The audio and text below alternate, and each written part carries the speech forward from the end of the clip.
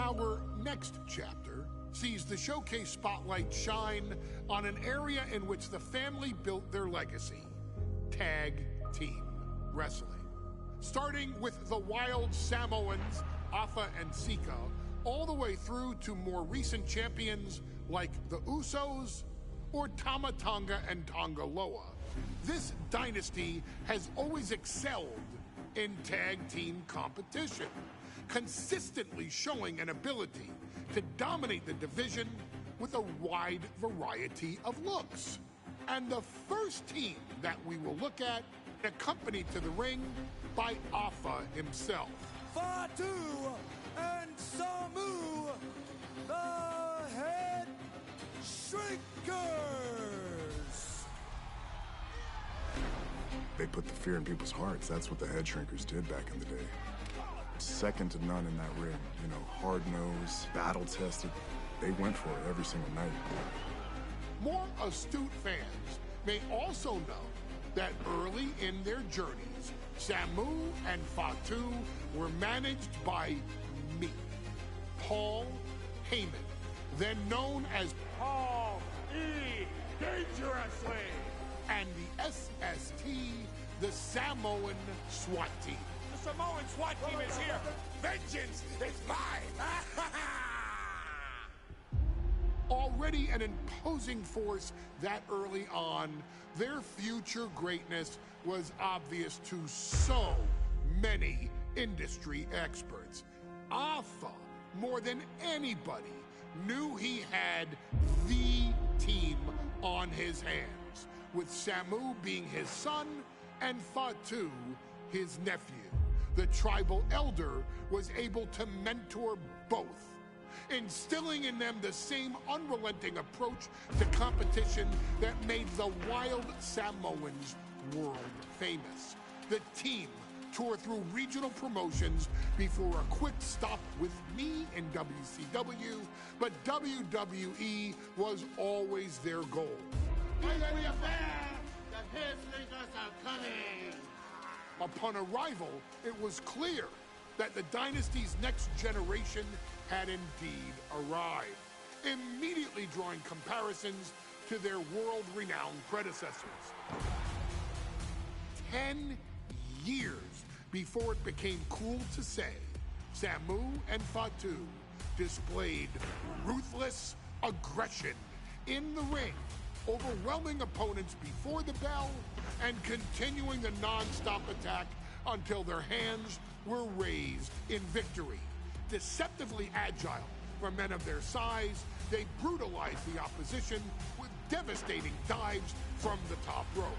The duo would eventually go on to capture the WWE Tag Team Championships in the spring of 1994, fulfilling the promise and carrying the legacy to even greater heights.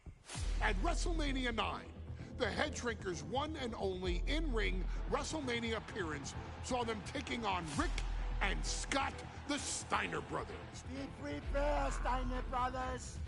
We're gonna give you a pain that you have never felt before. While I'm not one to make excuses, I am one to give opportunities to you, our expert gaming member of the WWE Universe.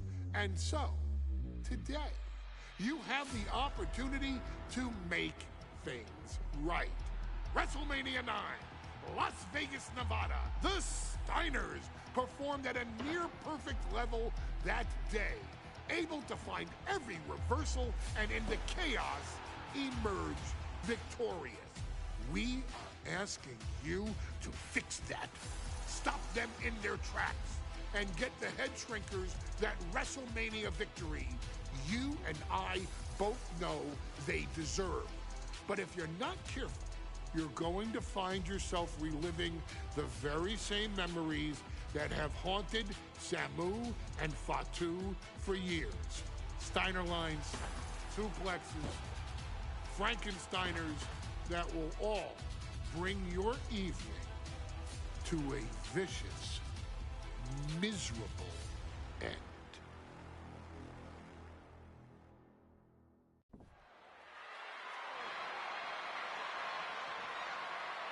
One of the toughest teams in WWE history. Nearly 600 pounds of pure savagery.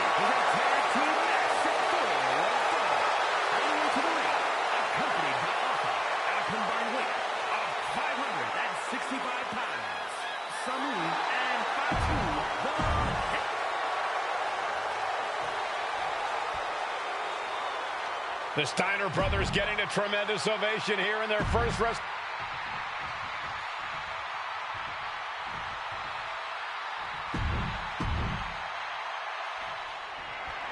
Big fight feel in Las Vegas as Gladiators face off here at WrestleMania 9. And we are watching four men who would have been right at home inside of a Roman Coliseum. The Head Shrinkers and the Steiners are ready for a true battle. Both teams are relatively new to WWE, but take it over! Go for the win here! Turning it around here. And he kicks out. He's looking to get this match won.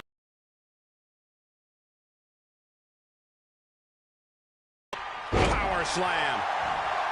The Head Shrinkers and Steiners are two of the brightest young teams in WWE, but they both come to this match with a few years of experience in WCW. The Steiner brothers earned many tag accolades in WCW, but Rick and Scott have their share of singles titles too. Meanwhile, Samu and Fatu were never quite able to break through before WWE.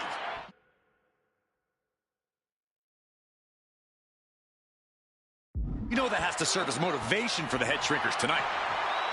There may be an abundance of togas in the arena today, but you're not going to see a lot of Greco-Roman wrestling out of the Head Shrinkers. They're just looking to hurt the Steiners.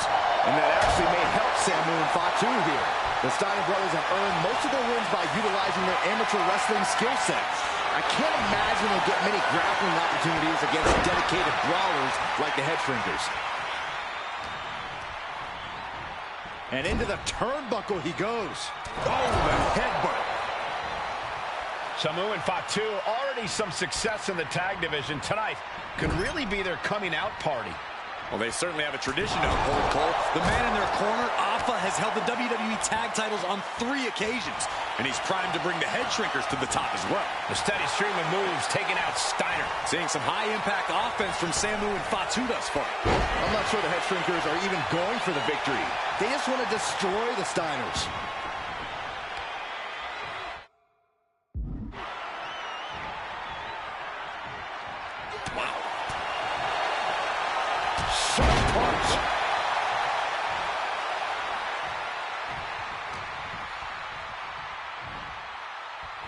Single arm back body drop. That takes power. Tag made. Fresh partner in.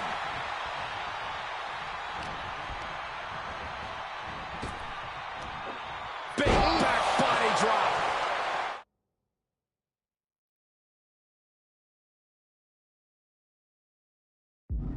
And we are really seeing the amazing skill sets of all 4 men in this tag team showcase.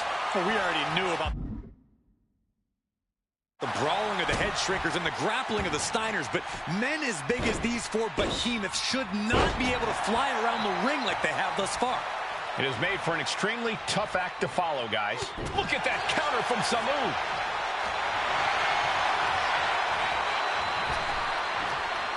Punishing power slam. Well, they say everyone has a plan until they get punched in the mouth. Well, someone just threw their plan out the window. Power slam!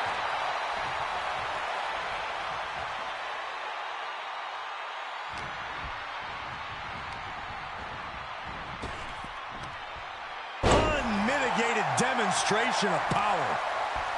Before this match began, you heard the Steiner speak backstage. Scott saying, quote, "Me and my brother are going to go out with a game plan and do what we do best, and that's wrestle."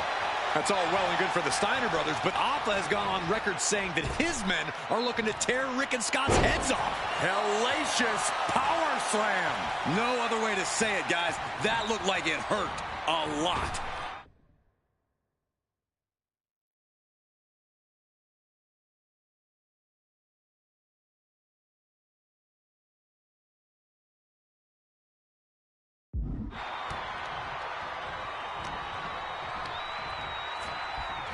Goes into the corner.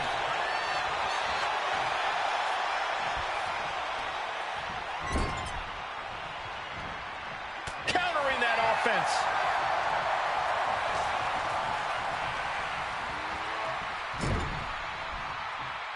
He's able to reverse it.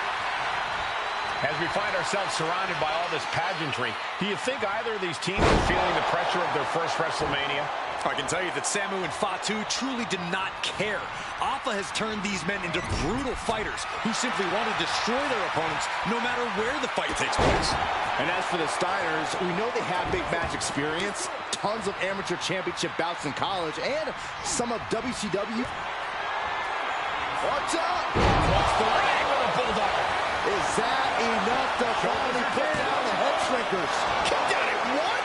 Even the ref can't believe it. That's impossible. I can't believe what we just saw. Will that be the last opportunity? Is there still enough left in these men? Oh, Steiner fell right into that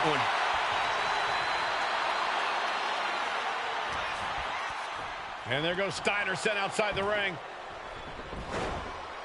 Fatu like a one-man wrecking machine right now, cleaning house.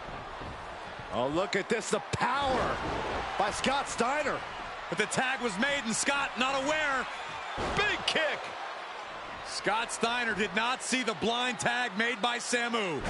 Oh, this is not looking good for Steiner. And this is what the head shrinkers do. Top-tier tag team wrestling. Steiner didn't see the tag. Double leg takedown. Gonna stack them up here. Shoulder pin. There's a shoulder up almost immediately. We're well into the match, and he still seems so fresh. It's almost unbelievable. Quick back elbow detours that offense.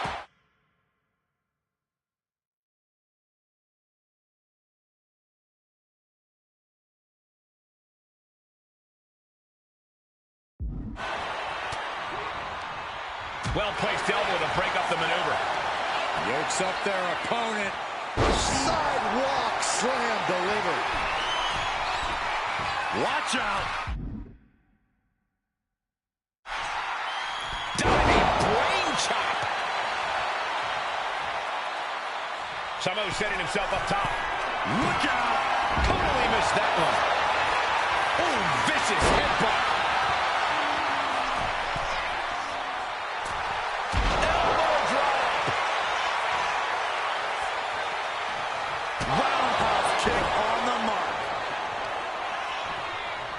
What a headbutt. Vicious. Oh, what a fall. Oh, cover. Hoping to end this. And the head shrinkers get the win. Here are your winners. Samu and WrestleMania 9 rolling on with a potential show-stealing match, guys. Two very hungry tag teams facing off. Indeed, Michael, the Head Shrinkers and Steiner brothers are both new to the tag division in WWE, but both teams are off to an amazing start so far. And you have to imagine whichever team wins this high-profile fight becomes an instant top contender for the tag team championship. And with two teams this physical on such a big stage, it is indeed going to be a fight. Boom! What a right! WrestleMania 9 shaping up to be a big night in the tag division, guys. Indeed it is, Michael. Two great young teams competing now. And later tonight, none other than Hulk Hogan will lead the Mega Maniacs against Money Inc. for the tag team titles. Odds makers in Nevada have the smart money on Hulk Hogan leaving Vegas with the gold tonight. Ripped in the hard way. Just got thrown around like a sack of you-know-what. Hard landing. He's taking a bit of damage from these blows. Yeah, Fatu put a little extra oomph into that one. Laying out with a power slam.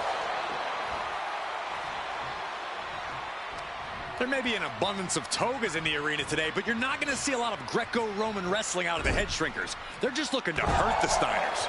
And that actually may help Samu and Fatu here. The Steiner brothers have earned most of their wins by utilizing their amateur wrestling skill set. I can't imagine they'll get many grappling opportunities against dedicated brawlers like the Head Shrinkers. The Head Shrinkers and Steiners are two of the brightest young teams in WWE, but they both come to this match with a few years of experience in WCW. The Steiner brothers earned many tag accolades in WCW, but Rick and Scott had their share of singles titles too. Meanwhile, Samu and Fatu were never quite able to break through before WWE. You know that has to serve as motivation for the Head Shrinkers tonight. Sent into the corner. Tag made. Double team action likely incoming. Double Irish whip. Double chop takes them down. Smothering offense now from Fatu. Seeing some high-impact offense from Samu and Fatu thus far. I'm not sure the Head Shrinkers are even going for the victory. They just want to destroy the Steiners. The whole world is focused on WrestleMania 9 tonight. The last thing you want to do is come out on the wrong side of a match like this. That's right. A big win at WrestleMania means a big boost in the tag division and a substantial winner's purse. I don't think the Head Shrinkers concern themselves much with the financial matters, Saxton, but they are dead set on proving they're the toughest dudes around. Oh, he cuts it off.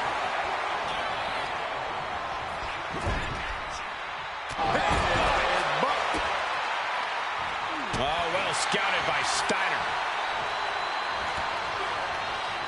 Ooh. Oh, my gosh. Boom. Oh.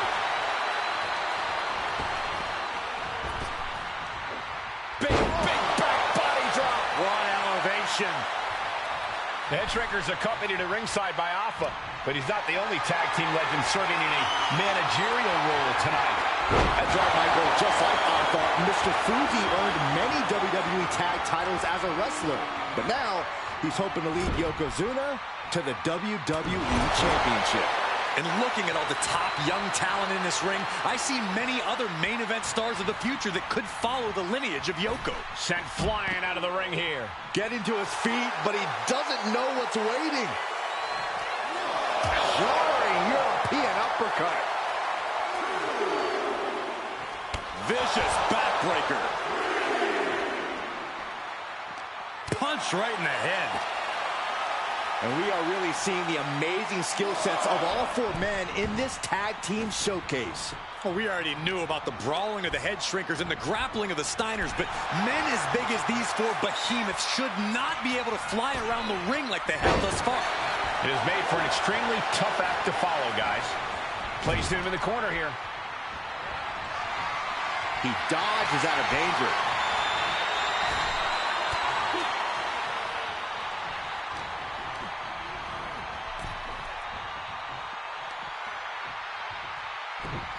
Oh, tossed aside.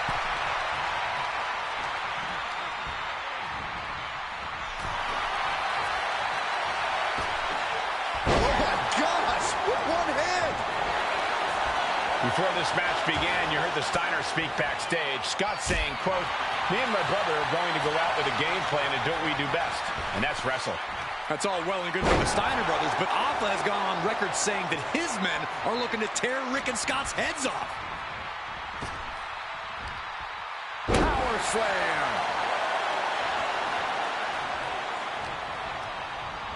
And he goes crashing to the outside. I think we know what he's thinking, and it's not.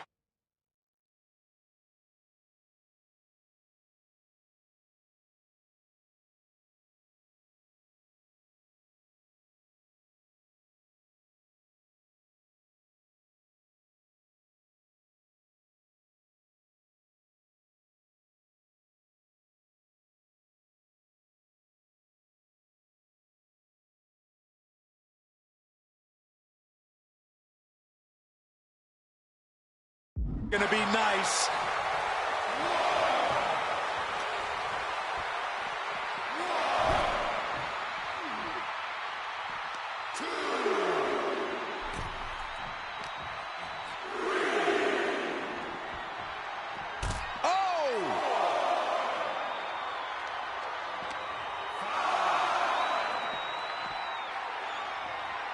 And gets tossed back into the mat.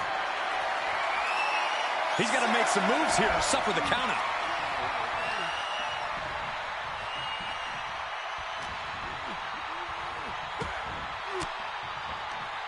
Ooh, point of the elbow counters that. As we find ourselves surrounded by all this pageantry, do you think either of these teams is feeling the pressure of their first WrestleMania? I can tell you that Samu and Fatu truly did not care. Alpha has turned these men into brutal fighters who simply want to destroy their opponents no matter where the fight takes place. And as for the Steiners, we know they have big match experience, tons of amateur championship bouts in college, and some of WCW's biggest events. But even those can't hold a candle to the spectacle of WrestleMania.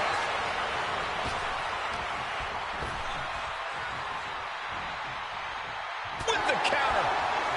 Nice takedown. Stack them up.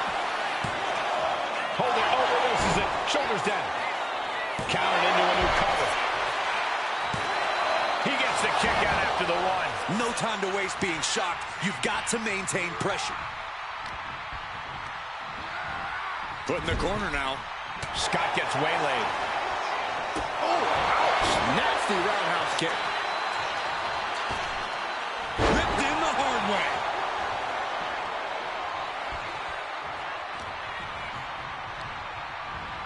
Oh, you can tell he's feeling it now. This fight is pumping him up.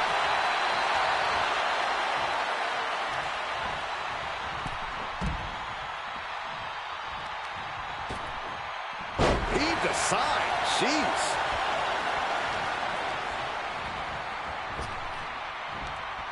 Remarkable.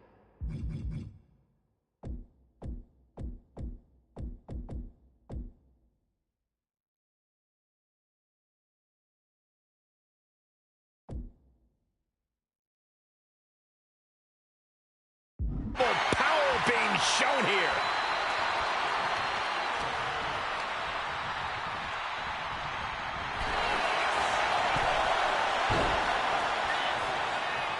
Oh, what a chop. Samu avoids that one. Tag made. Rick and Scott Steiner looking for some tandem offense here from the top. Steinerizer connecting big time. Is that enough to finally put down the head shrinkers?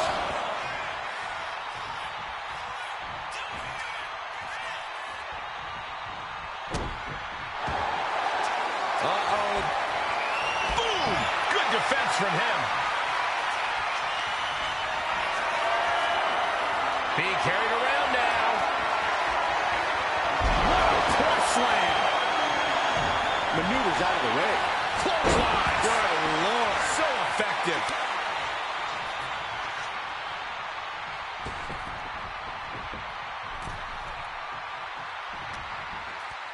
And there goes Steiner sent outside the ring. And this is what the head shrinkers do. Top-tier tag team wrestling.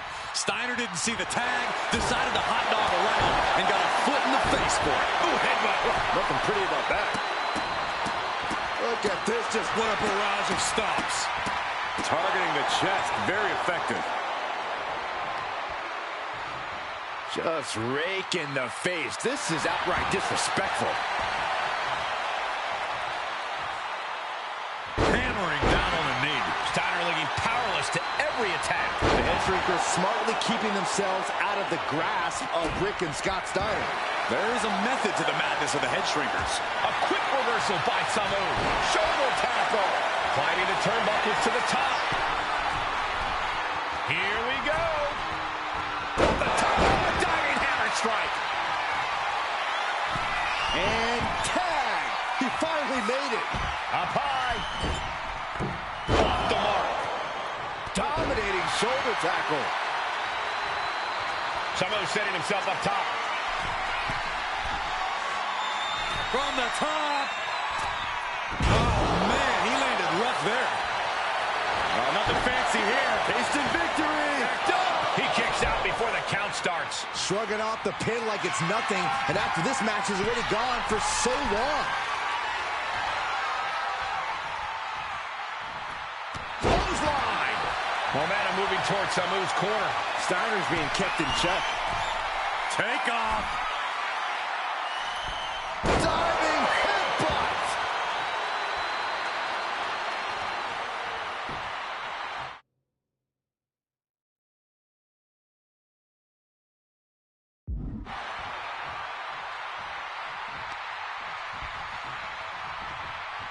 The head shrinkers and the Steiners are engaged in an epic battle. Here's the tag. Tandem offense on the horizon here. They have their opponent. Oh, face first. That's it. No way the Steiners come back now. Makes the cover. And the Head Shrinkers get the win. Here are your winners, Samu and Fatu, the Head Shrinkers. And what a huge win for the Head Shrinkers tonight. Samu and Fatu making their family proud and proving themselves as top contenders in the tag division.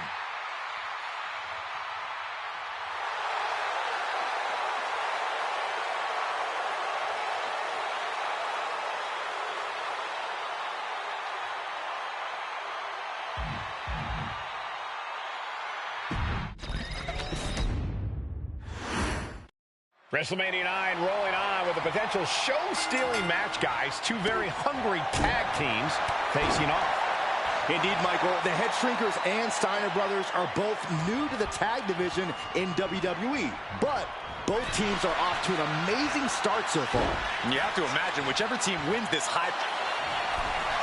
Waistlock applied. Countered into a nice arm drag. WrestleMania 9 shaping up to be a big night in the tag division, guys.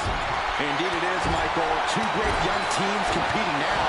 And later tonight, none other than Hulk Hogan will lead the Mega Maniacs against Money Inc. for the tag team titles. Oddsmakers in Nevada have the smart money on Hulk Hogan leaving Vegas with the gold tonight. And now propped up in the corner. Rick gets that set right back to him. Bang! Crucial counter there. Ooh, and he manages to reverse. Oh, and a headbutt.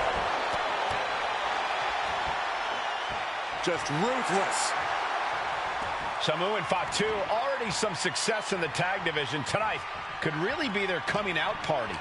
Well, they certainly have a tradition to uphold, Cole. The man in their corner, Appa, has held the WWE tag titles on 3 occasions, and he's primed to bring the Head Shrinkers to the top as well.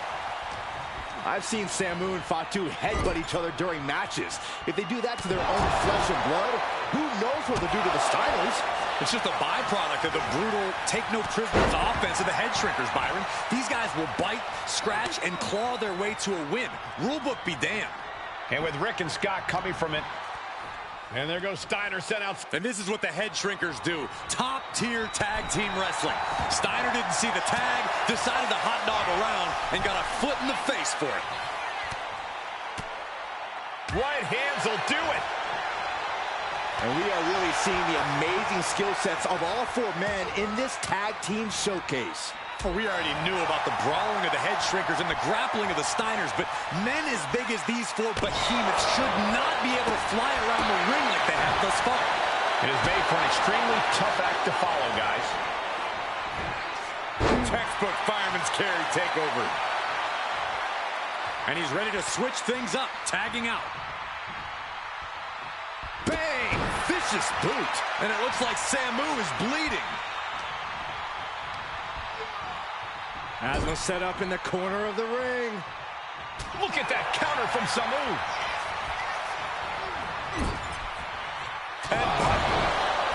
Before this match began, you heard the Steiners speak backstage. Scott saying, quote, "Me and my brother are going to go out with a game plan and do what we do best, and that's wrestle." That's all well and good for the Steiner brothers, but Appa has gone on record saying that his men are looking to tear Rick and Scott's heads off. Standing drop kick. Great ups. Tags in here. Ooh, whoa. And he's going to the top. Up high. Headbutt on target. Wear and tear of this match is clearly starting to get to him. Yeah, things could turn even worse soon if there isn't a tag on the horizon. As we find ourselves surrounded by all this pageantry, do you think either of these teams is feeling the pressure of their first WrestleMania? I can tell you that Samu and Fatu truly did not care. Appa has turned these men into brutal fighters who simply want to destroy their opponents no matter where the fight takes place. And as for the Steiners, we know they have big match experience, tons of amateur championship bouts in college, and some of WCW's biggest events. Scott covers, shoulders down. He wasted no time kicking out there. I was not expecting that from him at this point. Oh, man, what a kick.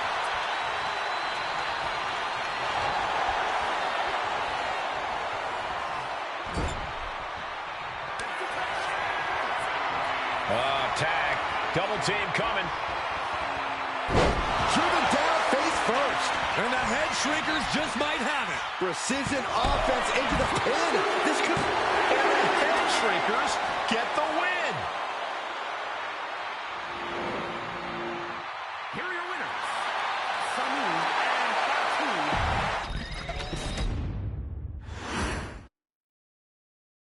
Hey, let's put this in the simplest of all terms. Dwayne "The Rock" Johnson is the biggest celebrity on the face of the planet today. Now, whether he's a blue chipper, the people's champion, or as we know him right now, the final boss, The Rock has always commanded all of the attention in the arena since the very first moment he made his WWE debut at the 1996 Survivor Series. Born into this business, The Rock would become WWE's first ever third-generation superstar, following in the footsteps of his father and grandfather.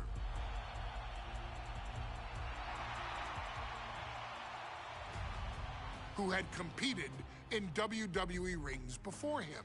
Dwayne had a huge responsibility. There's a legacy, and you have to take it so seriously.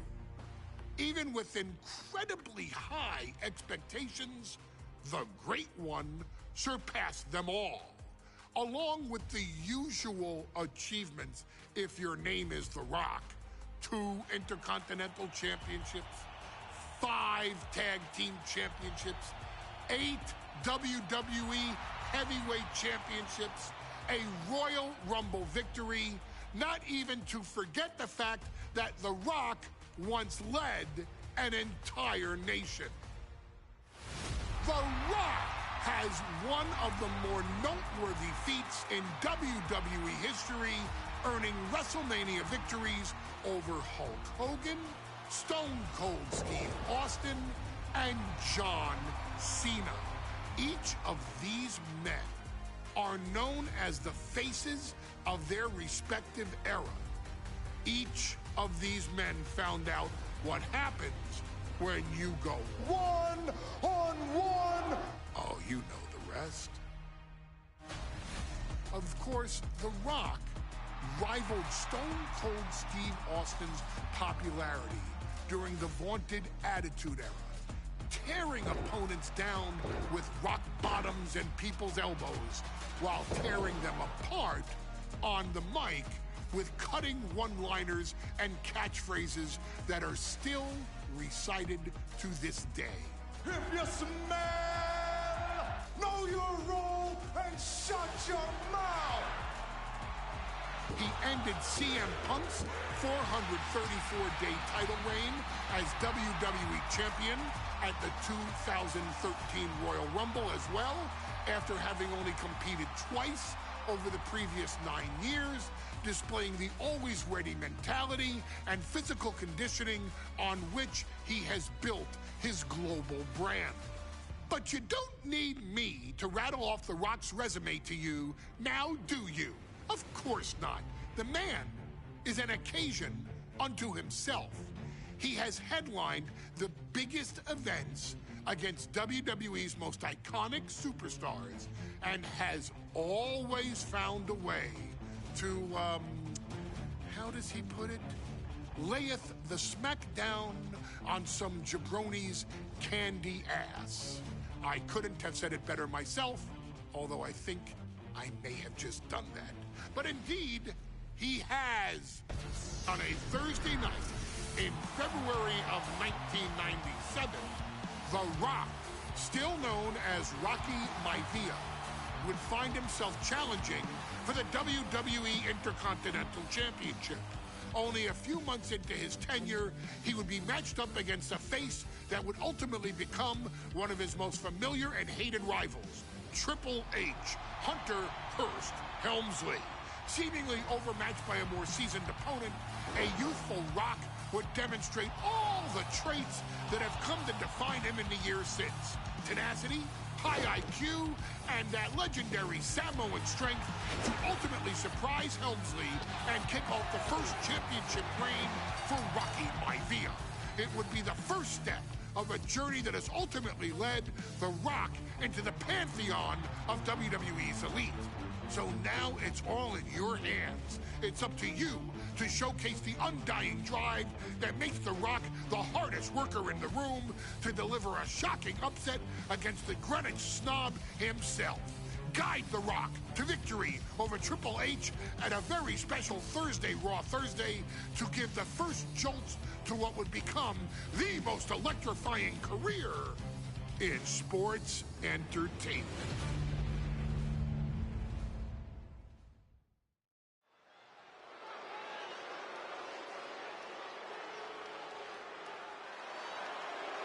And here comes the #1 contender, at least for tonight, Rocky Maivia. The following contest scheduled. Looking at the champion, I guarantee there is... The Intercontinental Championship is on the line here between two superstars who don't have anything nice to say about one another. The challenger, Rocky Maivia, and our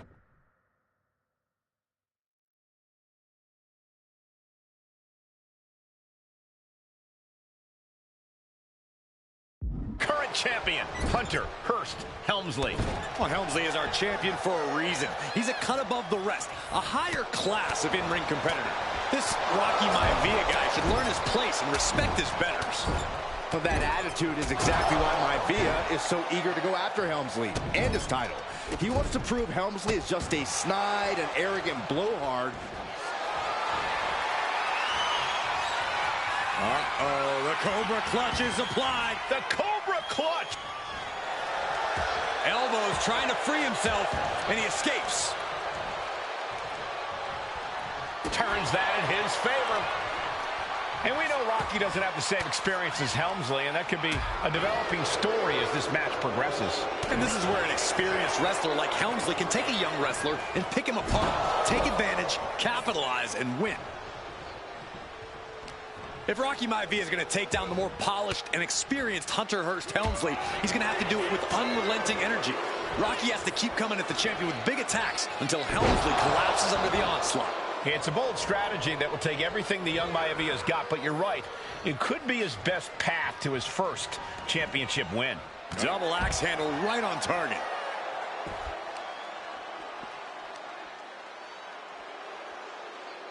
What are we about to... Oh! Who won the race? Charlie's horse. And watching from home is Rocky Johnson, the father of Rocky Maivia, former WWE Tag Team Champion. I must admit, I do see a bright future for Maivia. Those that have been privileged enough to see Rocky Johnson in action will appreciate Rocky Maivia because he's a chip off the old block. Notwithstanding as well the genes of his grandfather, the incomparable Peter Maivia. Chief Maivia. Oh boy, they don't come any tougher than Peter Maivia. Series of counters here. Who will finally capitalize? Time for him to get back to the ring. No one wants a count out here. Oof. That'll teach him not to showboat in the middle of the match. Before this match, I was talking to Helmsley, and he said he can beat the snot out of this Maivia kid in less than 10 minutes. In fact, he was showing me on his watch. Did you know he has a timepiece that costs $20,000? Confident words from Hunter Hearst Helmsley. Not sure how relevant his timepiece is to this match, though, Corey. It isn't relevant. I just wanted to share an example of how far ahead in the game of life Helmsley is. Oh, brother. Perched up top. Diving knee drop. Fortune favors the bold. These risks could be a winning strategy. Maivia took to the sky and executed that high risk perfectly. I don't think Helmsley had that scouted at all.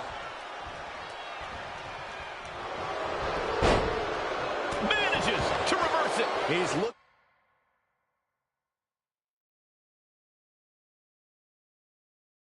to get back in this. Rocky could be turning his fortune. Hunter whipped into the corner. Nobody home. Rocky hit hard. And now Hunter looks to take over this match. Helmsley muscling Maivia up to the top turnbuckle in a big right hand. Helmsley with something big in mind here for his challenger tonight.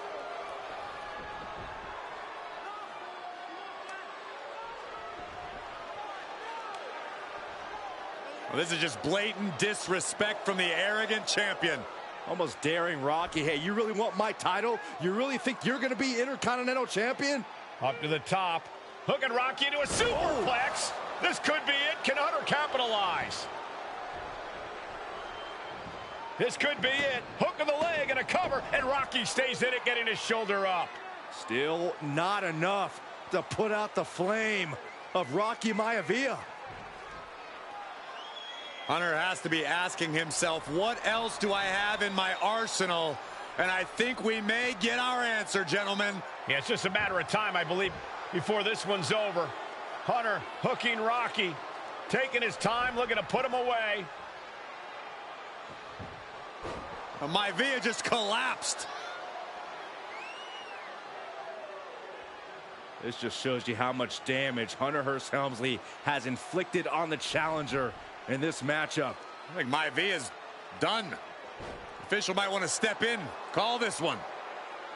The official checking on Rocky. Hunter Hearst Helmsley believes this is close to being over. Lifting him back up again. Rocky rolls through. Shoulders down. Rocky wins the title. Rocky Maivia has shocked Hunter Hearst Helmsley. Here is your winner and the new Intercontinental Champion, Rocky Maivia. We have a new Intercontinental Champion.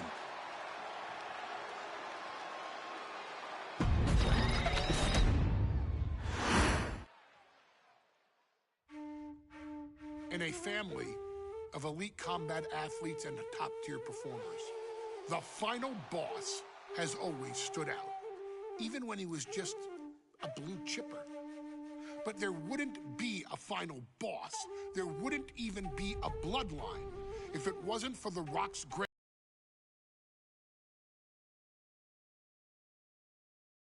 as the first boss.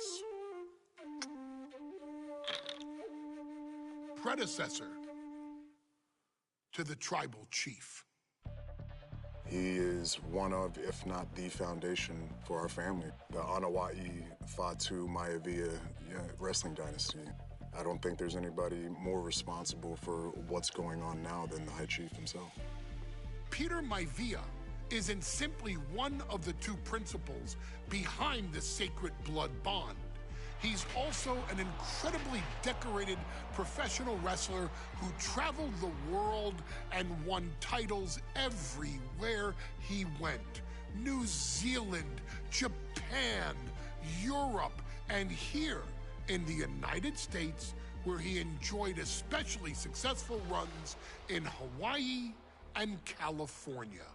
Maivia would eventually find his way to WWE, engaging in legendary battles with the likes of superstar Billy Graham. His larger-than-life personality would win the WWE Universe over in short order, as it had throughout his entire career. In the ring, High Chief Peter Maivia was a potent blend of brawn and grappling technique, often muscling his opponents down to the mat through a variety of joint locks and then switching to more painful holds once grounded. His sleeper hold and stump puller were both feared and renowned, and make no mistake about it, Maivia knew there was always more than one path to the ultimate victory. Out of the ring, High Chief Peter Maivia also ran one of the most successful wrestling promotions on the planet, Polynesian Pro Wrestling, based out of Hawaii, showing his mastery of the business in every aspect. His induction into WWE's Hall of Fame class of 2008 was supremely deserved, forever enshrining Peter Maivia as the legend he always was. And now, we present to you the opportunity to walk in the boots of the legendary High Chief Peter Maivia, facing off against one of the most legendary WWE rivals, George the Animal Steele. You will settle this score once and forever and showcase the overwhelming strength of Peter Maivia, which has ever since remained as a hallmark for every single solitary member of this bloodline. Steele is no easy battle, though. He thrives in the chaos, one of pro wrestling's true madmen. He'll even try to eat part of the ring if he thinks it'll help him break you down. So do your best and honor High Chief Peter Maivia properly with a resounding victory.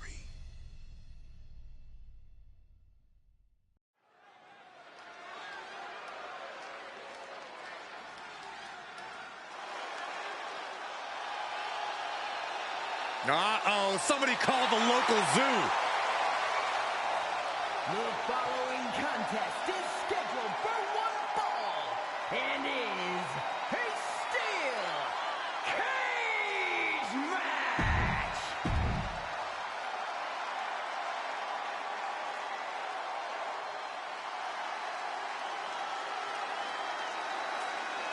And strolling down the aisle, the opponent of George Steele, Peter Maivia. Always a chaotic matchup. His opponent from the Isle of Samoa, weighing in at 275 pounds, High Chief Peter Maivia. Steele had better keep an eye on Maivia because Maivia is a true brawler. Few men can handle the chaos of the animal inside a steel cage, but I believe the High Chief is ready.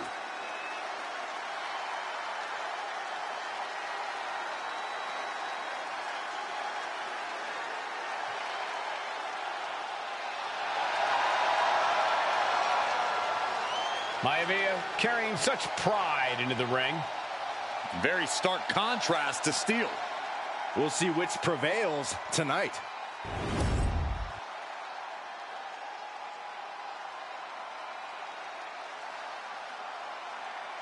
High Chief Peter Maivia taking on George the Animal Steele in a steel cage match. Quite a heated history between these two guys. Yeah, Michael, and I think it's because Maivia is one of the few superstars brave enough to take on the animal. Most of their contests have ended in countouts or disqualifications. Thanks to the cage, we'll get a decisive victory in this one. Well, that really depends on if a cage can even contain them.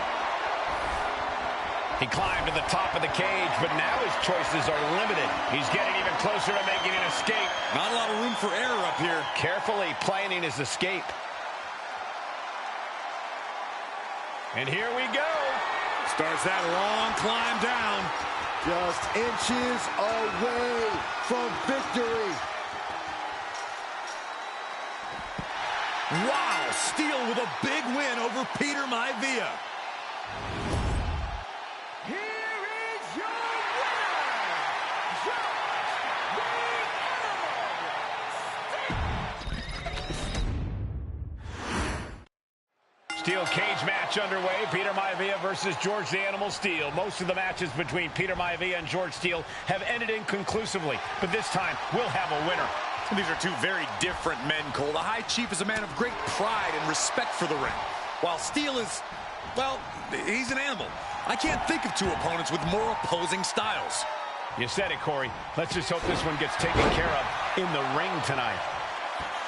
When a man like Peter Maivia signs up for a match with the animal, he doesn't know what to expect, just to expect anything in the world. Peter Maivia knows full well that he's in for some unusual treatment tonight. In fact, Steele often has trouble finding opponents due to his erratic nature. But when it comes to competition, the High Chief wants to prove he's worthy of that name. Peter Maivia will take on any competitor, no matter the difficulty. There he is. He made it to the top of the cage, and he's straddling the top of the cage, just feet away from making it to the outside. It's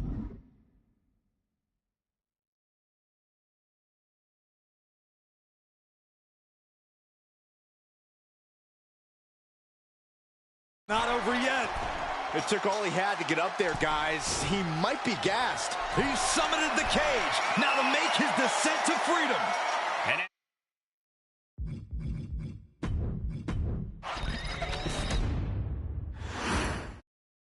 steel cage match underway. Peter Maivia versus George the Animal Steele. Most of the matches between Peter Maivia and George Steele have ended inconclusively, but this time we'll have a winner. These are two very different men. The High Chief is a man of great pride and respect for the ring, while Steele is, well, he's an animal. I can't think of two opponents with more opposing styles. You said it, Corey. Let's just hope this one gets taken care of in the ring tonight. Some folks call Peter Maivia the Flying Hawaiian, and the reasons are obvious for that moniker. But guys, how has he earned the other nickname of the High Chief? Well, Cole, Peter Maivia is very close to the Anoa'i family. In fact, Peter's considered a blood brother to the patriarch of that clan. When you add on the fact that Maivia was born and raised in Samoa, you can see the great pride he has for that land and its people in the tribal ink that covers his body. He's bludgeoning their opponent. Practically never-ending blows coming at full force here.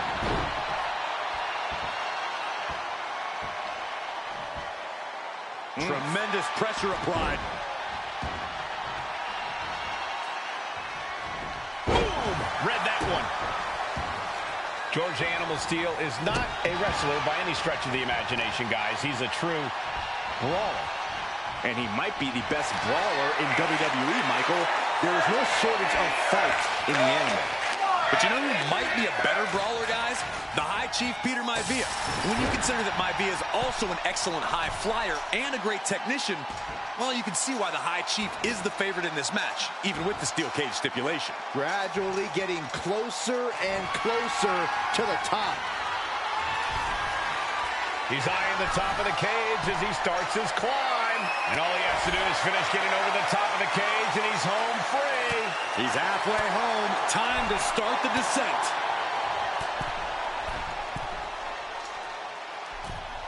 This fight continues.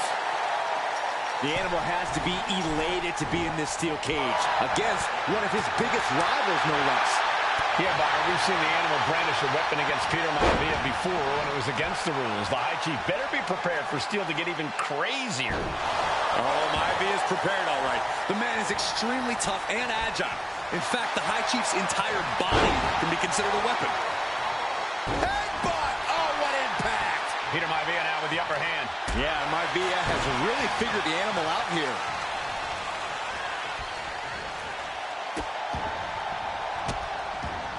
Delivering nasty stomps. Each of those boots seem to get heavier with each blow. Well, the unorthodox style of George Steele is certainly working well at this juncture. Let's see if Maivia has an answer for the animal. Two very opposing styles in every sense of the word, Corey. High Chief Maivia is a much more physically gifted and talented athlete in the ring than Steele. What's it going to take for the animal to get the upper hand here? Well, he's got to be even more chaotic than ever inside this cage. Nothing about Steele makes sense to someone as traditional as Maivia. There's never any telling what the animal's going to do in a match, and he needs to keep it that way. Peter Maivia turns that around. George the Animal Steele might be a bit of an underdog here. In fact, he lost From the heavens, splash from the top. Look at Maivia going to work on the animal. The High Chief has all the answers right now. Crank in the head. Climbing up the cage now.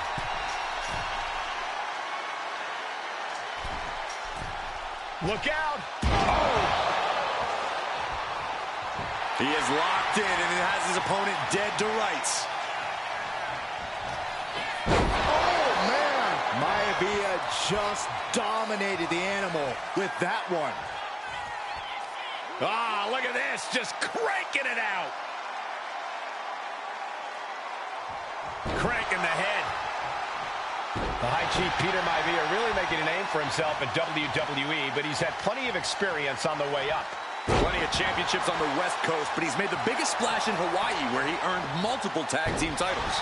Oh yeah, Maivia is a huge celebrity on the islands. In fact, I've heard some consider him the personification of Maui. Peter Maivia is looking unstoppable now. And you can see Steele is struggling to weather the storm with the High Chief, choosing to go after the head here. Interesting strategy. Down opponent, and a double axe handle smash. Able to fight Maivia off. Fast thinking saved him there.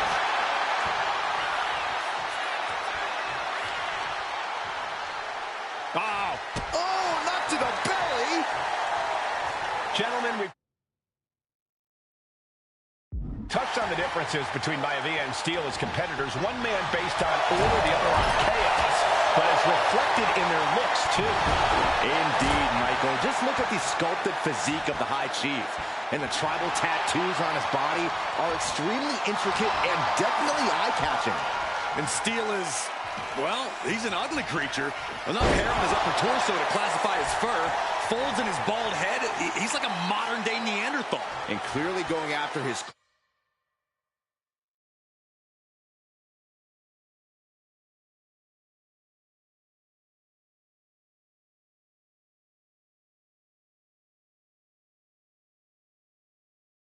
or to slow him down. Maivia has Steele in his sights, looking to put the animal down. George is tied up here. Boom! What a backbreaker. Is it enough? Is it enough for Peter Maivia? And he is telling the referee to open the cage door. He wants out of there. He's just walking right out of the cage. No one even trying to stop him. He's fighting with everything he has to get out of here.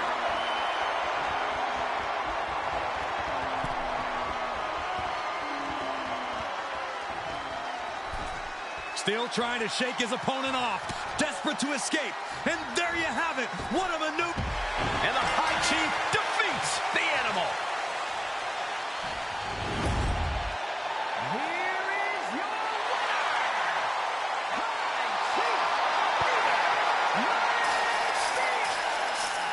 Anytime these two have faced off, it's been eye for an eye. But the steel cage has finally delivered a decisive victory for the High Chief, Peter Maivia. George Steele is one tough.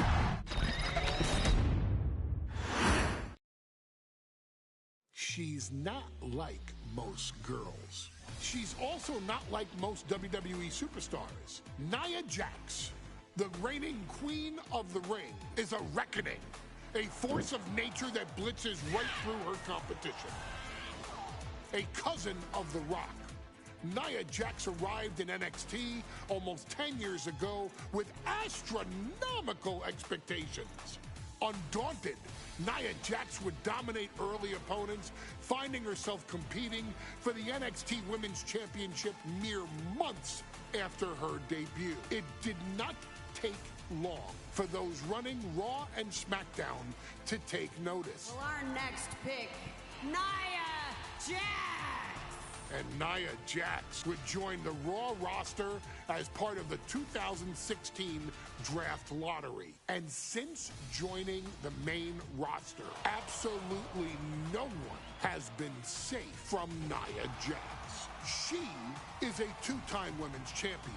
She is a two-time women's tag team champion. She competed in the men's Royal Rumble match in 2019, even getting an elimination while in the ring. Nia Jax looking to eliminate. She does. She's battled standouts like Charlotte, Bayley, and Becky Lynch. And all the while, she has left undeniable destruction in her wake. In the ring, she applies many of the same tactics that once benefited Yokozuna, even using her own version of the Banzai Drop, known as the Annihilator. And just like its namesake, if it connects, your night is over. And Nia Jax remains driven for even more success, jumping at any opportunity to prove her dominance. This last year, That included entering into the 2024 Queen of the Ring tournament after earning victories over Naomi, Jade Cargill, and Bianca Belair. Nia Jax would fight her way into the finals, taking on former NXT Women's Champion Lyra Valkyria. Valkyria built a lot of momentum, defeating Dakota Kai, Zoe Stark, and Io Sky to punch her ticket into the final at the Queen and King of the Ring. With an obvious game plan, Lyra would look to stick and move, avoiding the colossal attacks of her opponent. Unfortunately, as often happens when competing against Nia Jax, Lyra made one miscalculation, and that error in judgment provided Nia Jax with the opening she needed to annihilate her competition. This is your opportunity to crown the first queen in Bloodline history. Make Lyra suffer.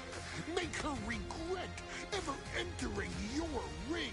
Showcase the otherworldly power that forces an entire roster to cower in your presence. Because when you're an irresistible force like Nia Jax, resistance is futile.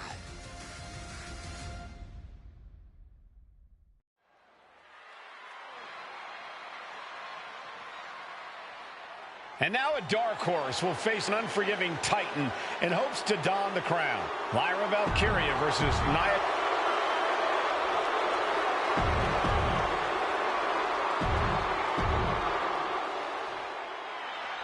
And there will be a coronation taking place tonight as Nia Jax and Lyra Valkyria face off in the finals of the 20.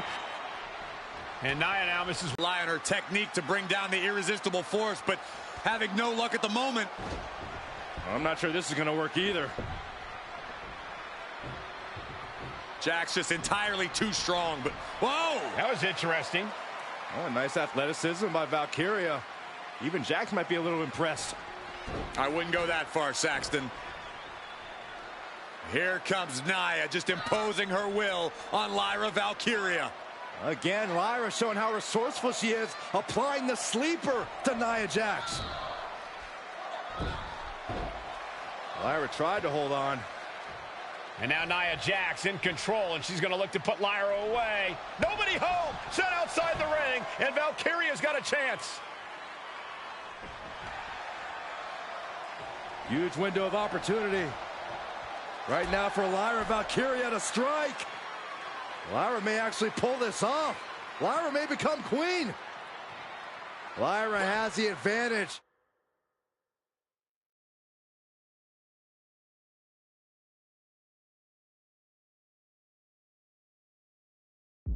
She has Nia reeling. But Lyra can't win Queen of the Ring with Jax on the outside. This match has to end in the ring. Lyra Valkyria, one of the best technical wrestlers in NXT Women's Division history. But the game is about so much more than technique. It's about experience and timing, knowing when to tap into certain parts of your psyche. Nia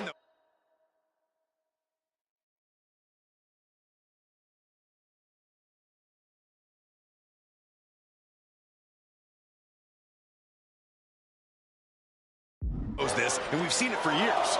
The big question is, does Lyra?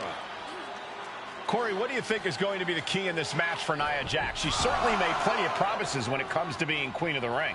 What Nia brings to the dance, Cole, is raw power, the likes of which you rarely see from most men, let alone women. Nia has absolutely no problem using that power, and the same goes for her throwing her weight around in the ring. Lyra Valkyria might just learn that the hard way tonight. Wow. Boot right in her throat.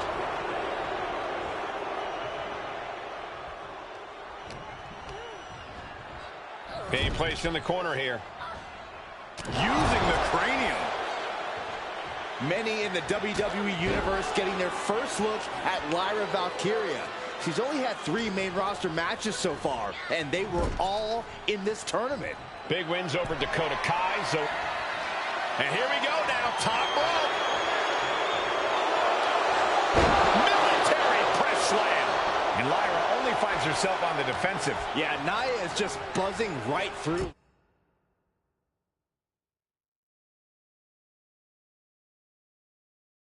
Lyra here.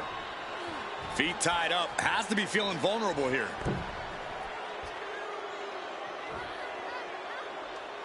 Stuck in the tree of woe. They are doing whatever they please. There was no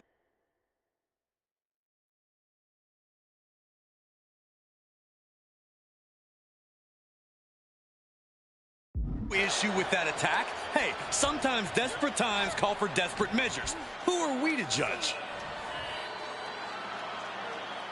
Oh, man! That looks like it hurts.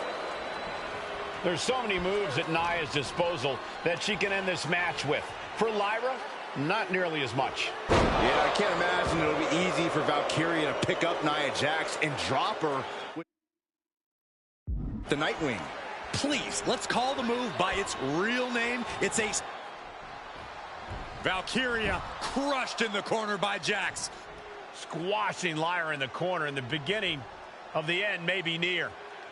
And Nia now, with Lyra on her back, going to climb up to the second rope. This is a scary situation for Lyra. Oh, look at this. Maybe not. No way. There's no way. Oh, my. Oh, no. Good night, Annihilator. Here is your winner and the new Queen of the Ring, Nia Jax. What a victory to the brand new Queen of the Ring. Nia said she would do it, and she backed up her claims. And now the Chief Content Officer of WWE and Triple H going to come in to congratulate Nia Jax, officially crown her the Queen of the Ring. Absolute dominance by the new Queen.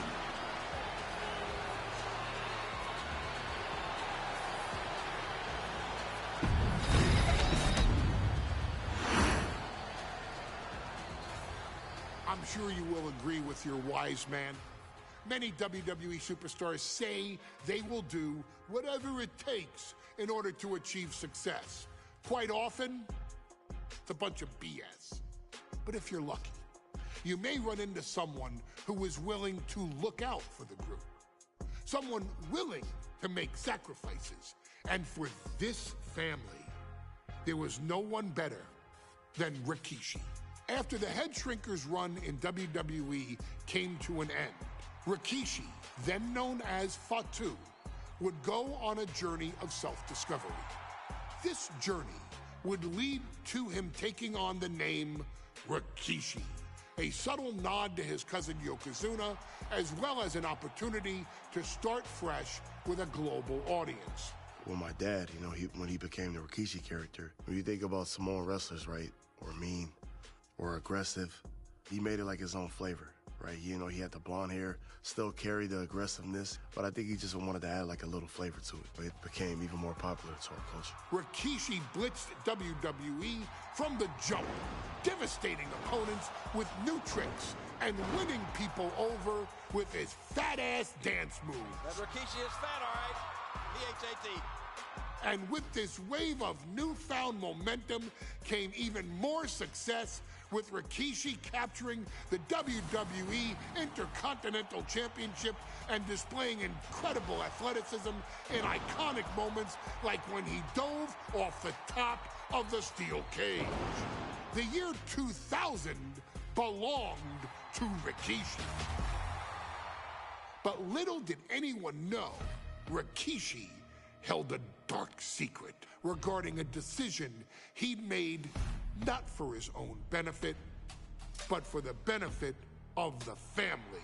It was at the 1999 Survivor Series that Stone Cold Steve Austin was hit by a car in the arena parking lot, forcing him from the main event later that night for the WWE Championship. For nearly a year, all of WWE was consumed with figuring out who was driving that damn car and why Austin was targeted in the first place.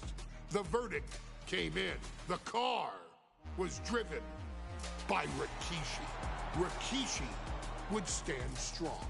Stone Cold Steve Austin. I didn't do it for me. I did it for The Rock. What? Rikishi would lay out a years-long gripe that WWE preferred Steve Austin to The Rock, and so Rikishi had made sure that The Rock's only competition had been removed from the picture. Rikishi sacrificed his own popularity to reach this goal. The Rock thrived while Austin was on the shelf. For Rikishi, the struggle and fall was all worth it. Rikishi knew that he would eventually have to face off with the Texas Rattlesnake to answer for his sins, and he welcomed that meeting with open arms. What Rikishi was unprepared for was for WWE to stack the deck entirely, looking to make Rikishi pay for taking out their golden goose. Stone Cold Steve Austin was allowed to drive his truck directly to the ring and was generally given the freedom to do whatever the hell he wanted in the name of revenge. We are going to make things right. This time, when Rikishi and Stone Cold Steve Austin lock horns, there will be no stacking of the deck. Someone willing to give of himself so that his family, this family, can succeed, deserves better. So get in there and showcase the never say die spirit that has led this family to victory time and time and time and time and time and time again. Use whatever weapon you can get your hands on and prove to Stone Cold Steve Austin that you will do anything for the people.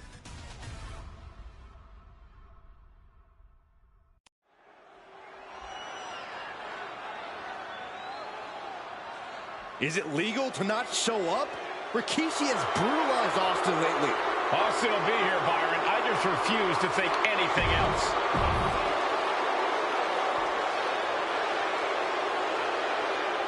Is he here? Well, there's the Rattlesnake's music. He's here. Austin's here. Stone Cold.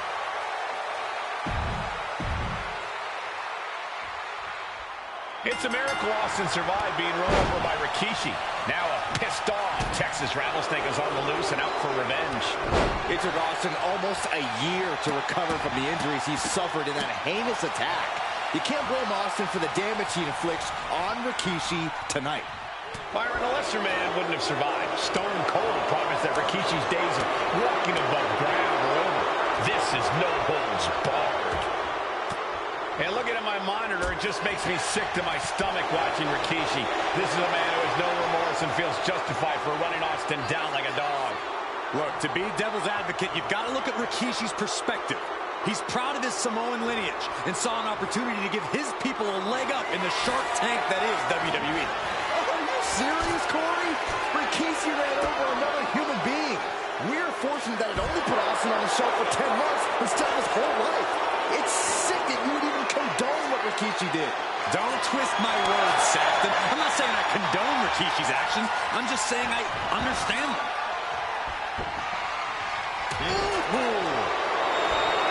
I just cannot see any legitimate reason to run over Stone Cold like Rikishi did last Survivor Series. I mean, Austin does ruffle the feathers of a lot of people, Michael, but I don't think any of his rivals would go to this disgusting lengths that Rikishi's gone to.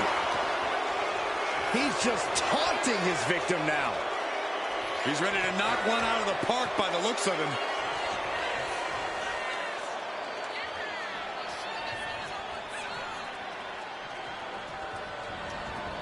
Taken to the floor, and he's got no worries about the count. Oh, God, that hurt. We might want to get mobile, boys. Let's hope the visit to our desk is only temporary. Taking full advantage of the foreign object in play here. Back-to-back attacks. Corey, Austin has been out of in-ring action for nearly a year. Does any possible ring rust factor into this match? Well, maybe if this actually was a match, but this isn't about arm drags. It's not about drop kicks. This is a fight, and there is never any rust on Stone Cold when it comes to fighting. And Rikishi with a counter. We've talked so much about motives leading into this match. In my view, Rikishi's are delusional. His family have been given equal opportunities, and they all took full advantage of them. Yeah, my blood boils at the propaganda Rikishi's been selling. But I'll tell you about the most legitimate motive in this story, and that is payback. Reason to stomp the tar out of somebody than that. Taking things back into the ring.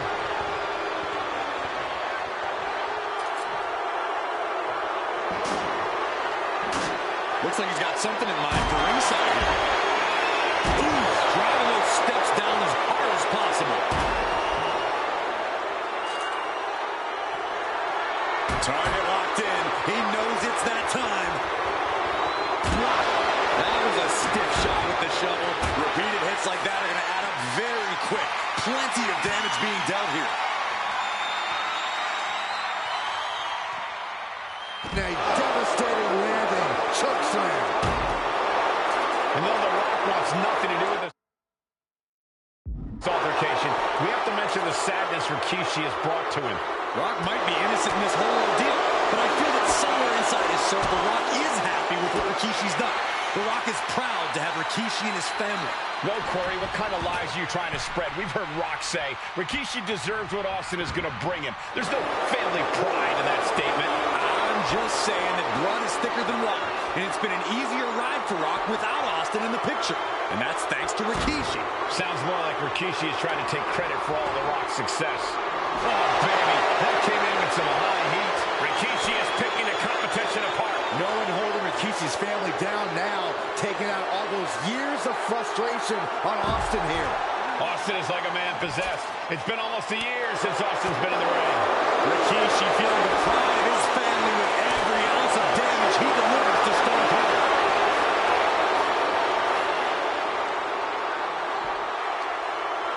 What a way to get out of that one. And he comes in under the ropes now. Stone Cold letting his feelings towards his opponent be well known.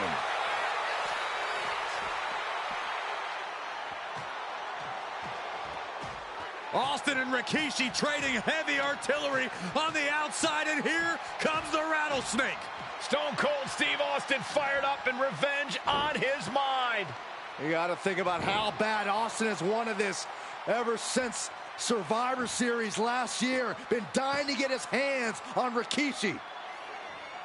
All of that venom, all of the vitriol inside of Austin being unleashed on Rikishi right now. Remember, this is no holds barred. Anything goes. Austin has Rikishi down. The rattlesnake is red hot. And do you hear this capacity crowd? They want more from Stone Cold. All that he wants to see Rikishi get beaten down like a pile of human filth.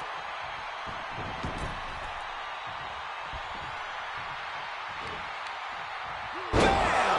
Down he goes. And Rikishi lately has been calling himself a visionary, a pioneer. All a bunch of garbage, if you ask me. Well, those aren't self-imposed labels, Cole. Those labels are coming from the family, coming from a group of wrestling legends who are proud of Rikishi for standing up and making a change in this business. I have a few labels for Rikishi. Coward, liar, embarrassment. Those fit him well.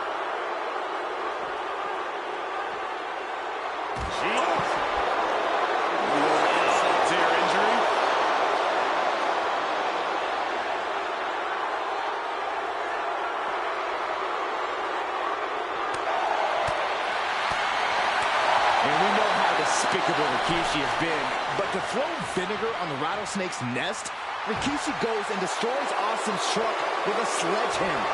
Well, hell hath no fury like a man who has his car tampered with. It's just extra motivation for every fist Austin lands in this fight. Taking this match to the outside. Looks like he's ready to knock things out of the park here.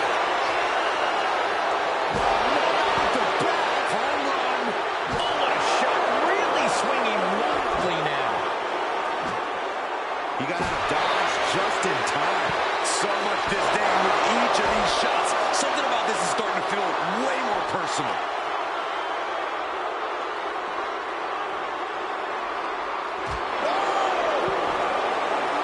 been a lot of vitriol coming from fans towards Rikishi these past few weeks, and this Albany crowd is continuing that pattern of disdain. You think Rikishi cares about the fans, though? No, not at all.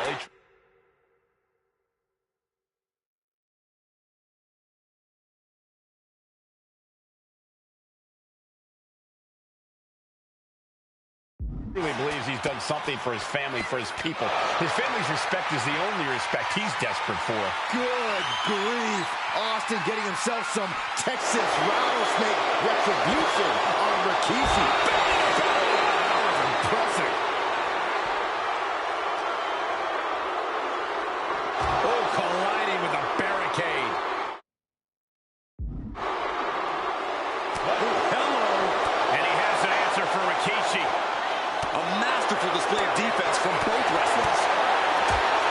Scary mindset for the Rattlesnake. Austin has scattered pictures of Rikishi all over his home. Said that every time he looks at Rikishi, he's looking at a dead man. Yeah, Rikishi taking that as an empty threat, thinking that Austin isn't the man he claims to be. But trust me, when Stone Cold says he has you in his crosshairs, that's no empty threat. Down on the windpipe.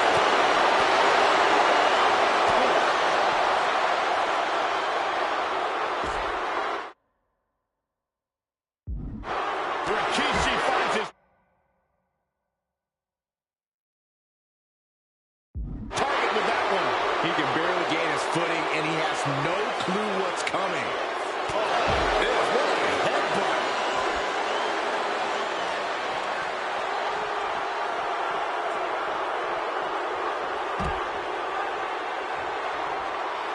Austin showing no fear, no intimidation. Sliding into the ring now. He's leaving the ring now.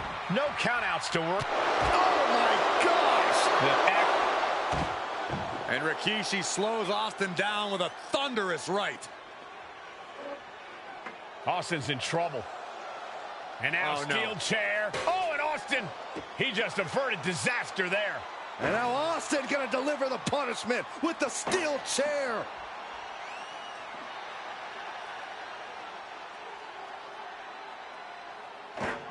A relentless Texas rattlesnake beating the brakes off of Rikishi with a steel chair. And again, thunderous blows by Austin.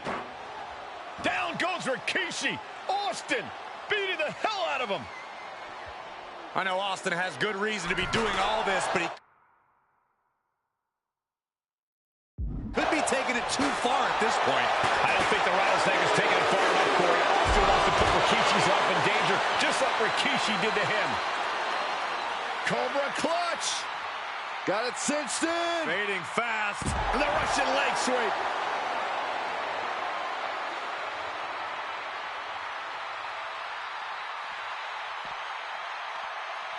He gets back into the ring. Austin getting in his opponent's face. I don't think the censors would like the... No, nothing fancy here. Tasting Vic. Why on earth would he give up the pin? He's got bad intentions.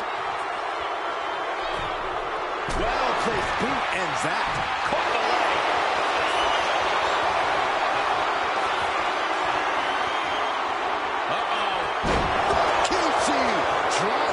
Rikishi got all of it. Turning it into a pin for the win. Amazing. What a kick out by Austin. You can never count the Rattlesnake out. How shoulders are down. Is this the end? And he kicks out of the pin and one. I can't believe it. He just won't go away. Ah, look at this. Just cranking it out. Just cranking the head. Austin with a star. Can Rikishi come back from that? Come on. The Rattlesnake bites again. Austin gets his payback. Ladies and gentlemen, the winner of this bout, Stone Cold Steve Austin.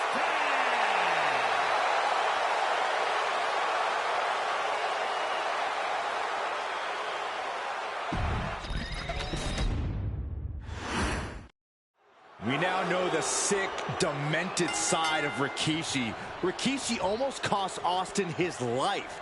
Instead, he's here tonight to finish the job. Listen, Rikishi has seen members of his family be skipped over while other superstars skyrocketed to unimaginable heights. Rikishi feels it's The Rock's time, not Austin's.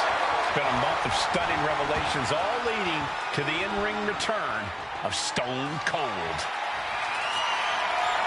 He went for the shovel, and this might just turn from a match to a burial. Now bringing the fight back into the ring. Austin just looking to humiliate his opponent. Going to the top rope. What's his plan? Decides to leave the confines of the ring.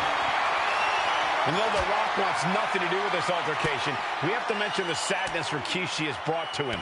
Rock might be innocent in this whole ordeal, but I feel that somewhere inside his soul, The Rock is happy with what Rikishi's done. The Rock is proud to have Rikishi and his family.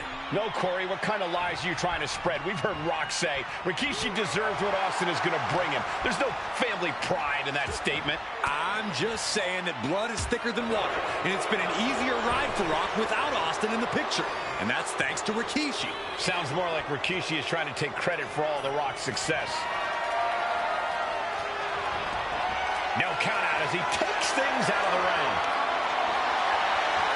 Channeling the spirit of the Hanson brothers in the form of that hockey stick. Clothesline. And looking at my monitor, it just makes me sick to my stomach watching Rikishi. This is a man who has no remorse and feels justified for running Austin down like a dog. Look, to be devil's advocate, you've got to look at Rikishi's perspective. He's proud of his Samoan lineage and saw an opportunity to give his people a leg up in the Shark Tank that is WWE. Are you serious, Corey? Rikishi ran over another human being.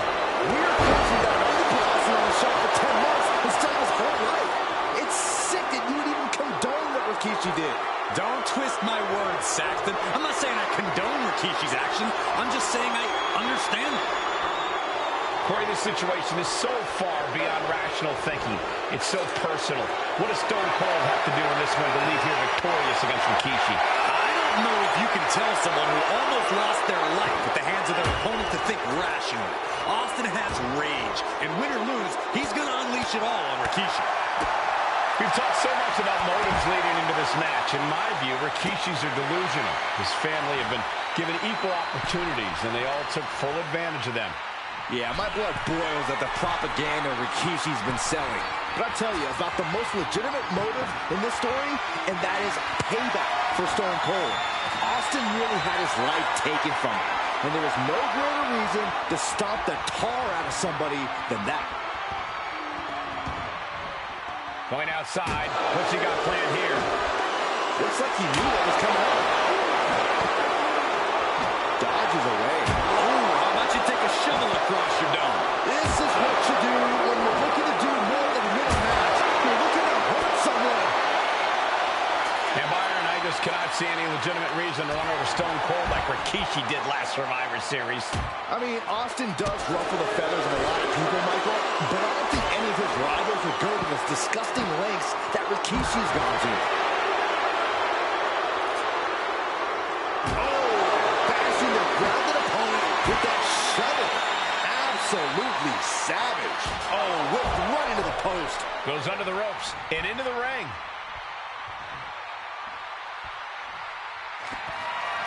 Deciding to move out amongst the crowd now, expanding the scope of this match. He's making his way to ringside now. We talk a lot about Austin being prepared for a fight. Talk about the rattlesnake preparing to make Rikishi a dead man. Well, right now it's Rikishi doing the brawling. Rikishi's disdain for Austin looks greater than even we anticipated.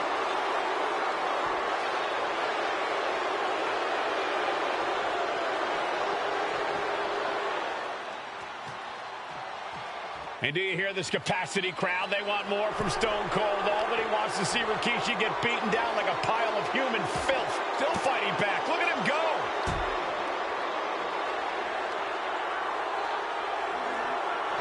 Holy, meet the barricade. Austin dodges that one. And we know how despicable Rikishi has been. But to throw vinegar Austin struck with a sledgehammer. Well, hell hath no fury like a man who has his car tampered with. It's just extra motivation for every fist Austin lands in this fight. Now heading outside. Dominating shoulder tackle. Rikishi feeling the pride of his family with every ounce of damage he delivers to Stone Cold. What a shot. Guys, they're coming dangerously close here. Ruthless press by Austin, and now he's just dropping bombs. And he slides him back to the mat. Shut the door. This could be over. Kicks out after one. It's hard to believe, but it looks like he still has some gas left in the tank. Oh, knee, back of neck. Scary mindset for the Rattlesnake. Austin has scattered pictures of Rikishi all over his home. Said that every time he looks at Rikishi. And Rikishi, I know Austin has good reason to be doing all this, but he could be taking it too far at this point. I don't think the Rattlesnake is taking it far enough, Corey. Austin wants to put Rikishi's life in danger, just like Rikishi did to him. That table has only one destiny, and it involves being broken in half. Smart strategy, attack the knee. Austin stomping at Rikishi's heart. That's if Rikishi even has a damn heart. Ah, the reversal by Rikishi. Scooped up, here it comes. Rikishi's winning. And you can see from the blood that real damage has been done. Bright red evidence. He got caught badly by that blow.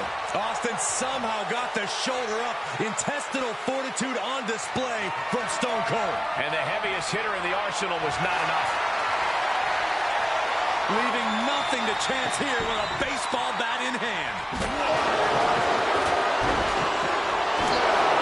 Together as many hits with that weapon as possible. Could that be enough? For the win. No, he gets the shoulder up. Somehow, some way, he is still in this. Heads outside the ring. And no countouts means he can take his time. Oh, boy, come on, not the chair. Bang! The Rattlesnake's being picked apart. Rikishi with an onslaught here against Austin. Dare I say, Stone Cold could be in trouble. Down to opponent. Rikishi is down. It could be over. Shoulder up right away. I'm just as shocked as everyone else, Cole. His opponent included. Oh. Punch connects. Blood of the abdomen gets them out of that. It's out. Uh-oh. Rikishi's won. Rikishi got all of it. Following it up with the cover. 2. What in the world? Unbelievable tenacity on display from Stone Cold. Austin simply refuses to quit. I thought it was over. The WWE Universe thought it was over. But you got to do a little more to finally finish this. Looking for the pin, but was that enough? 2. Rikishi somehow defangs the Rattlesnake. Damn it.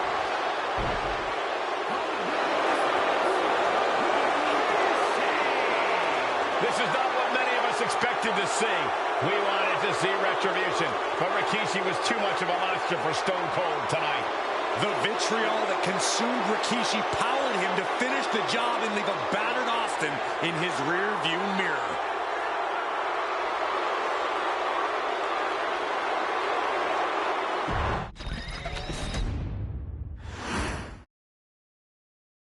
His arrival signaled impending doom.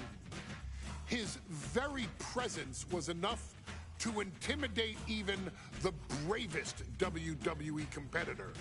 His name itself simply meant the end. And if you found yourself standing across the ring from Umaga, you were most certainly coming to the end of your own road. The younger brother of Rikishi, Umaga, was every bit the Samoan bulldozer that his nickname would suggest, mauling opponents with ease, relishing the chaos that he created.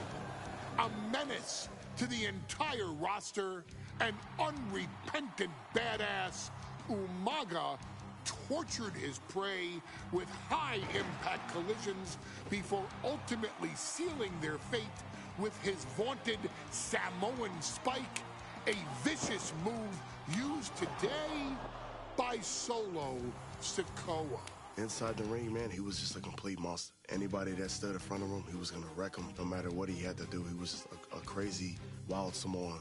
Outside of the ring, man, just a loving guy to be around. A fun uncle, always joking, always barbecuing at his house. I always looked up to him. He was just so cool. Perhaps an unheralded aspect of Umaga's game was his mastery of mental warfare. Umaga loved to present a wild, out-of-control savage, one who needed manager Armando Alejandro Estrada to handle all the details while he destroyed opponents. Umaga was the perfect definition of the word aura. A two-time intercontinental heavyweight champion, Umaga established himself as one of the purest forms of dominance to ever set foot in a WWE ring. His intense clashes with Batista, the Heartbreak Kid Shawn Michaels, and Triple H, along with WWE Championship battles against John Cena, still live on in the memories of those who were fortunate enough to watch Umaga perform. And Umaga will live in immortality through every member of this family, whether it's with a huge Samoan drop, a running bulldozer into the corner, a Samoan spike, or even a war cry in the middle of battle. Umaga is forever. I wish he was here. I know he's watching from above. So you, our beloved Us in training, are asked one simple thing here in the WWE 2K25 showcase: to defeat John Cena. You've done that in this mode before, right? Simple. It was at New Year's Revolution in 2007 that Umaga and John Cena first collided for the WWE title. Umaga appeared to be too much for Cena in the minds of many pundits. Undefeated in WWE some 9 months after his debut, and things were going very well for Umaga. Until they weren't. Umaga would see his undefeated streak end by, of all things, a damn roll-up after rushing directly into the outstretched shoes of John Cena. 1 second of luck allowed John Cena to escape the inevitable, and now it's on you to fix it. Head into that ring. Showcase Umaga's cruel brutality and get Umaga the WWE Heavyweight Championship victory that he should have gotten in the first place. I assure you, my dear friend, Armando Alejandro Estrada will make sure nothing else goes wrong if you take care of business inside the ring.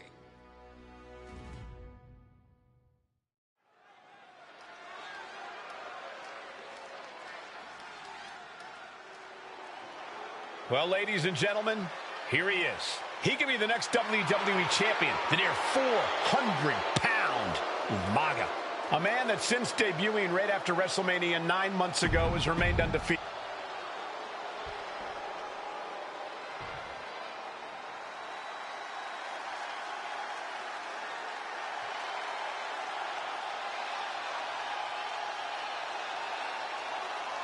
A phenomenal ovation celebration in this arena because the champ is here. John Cena has a gigantic challenge awaiting him in the ring, but Cena doesn't have a reverse gear. Absolutely not. The champ only goes one way, and that's straight at you.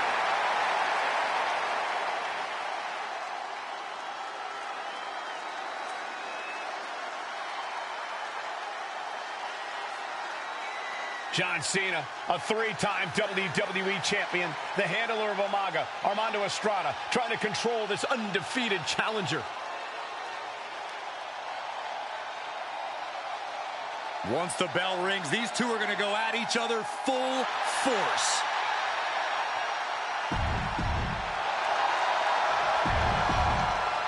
Intensity on the face of the champ. Here we go with the WWE Champion.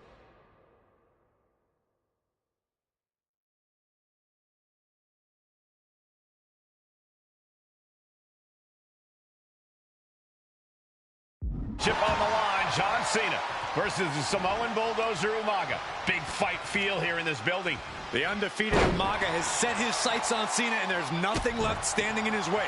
Umaga doesn't just want to beat John Cena. He wants to obliterate him like he has all his other opponents. But this is John Cena we're talking about. If anyone can stand up to Umaga's brutality and power, it's him. Cena's going to fight to defend his title with everything he's got. Umaga is truly a specimen to marvel at, Corey. His handler, Armando Alejandro Estrada, knows he has a thoroughbred on his hands. There's a difference between thoroughbreds and Umaga, though, Cole. Thoroughbreds can be tame. Umaga cannot. Estrada can only serve as a mouthpiece for Umaga. He can only help direct Umaga's blind brutality. I think even Estrada knows no one can control the Samoan Bulldozer. Stamina is going to be a key factor in this match tonight. Can Cena weather Umaga's vicious attacks? Can Umaga keep up the offensive pressure as Cena drags this into deep waters? I think you're right, Cole. This might just come down to who has more gas in the tank. He's really pushing the limit here, getting close to a countout. Whip back into the ring. And just barely made it back in. Umaga was ready there. Cena tonight attempting to do something no one else has been able to do. Be it HBK, Triple H, Kane, the list goes on and on. No one has been able to beat Umaga. Since debuting in last year's WrestleMania, he's never been pinned, never been submitted. Umaga is a man who's decimated every single thing in his path. It's not hyperbole to call him a dangerous and deadly savage.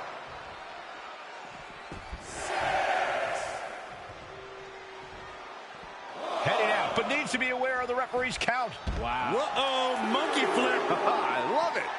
Some good offense from Cena there, but it's going to be hard for John to have any lasting effect on such a huge man. Oh, gets put into the barricade. Oh, my goodness. Draped across the barricade. And don't expect much of a wrestling match in this one. Expect more of a brawl. This is not going to look pretty. It's going to get ugly. This is two trains on a track to a head-on collision. Toe-to-toe, it's going to be bad, it's going to be bloody, and it will come down to who wants it more. Umaga with a reversal.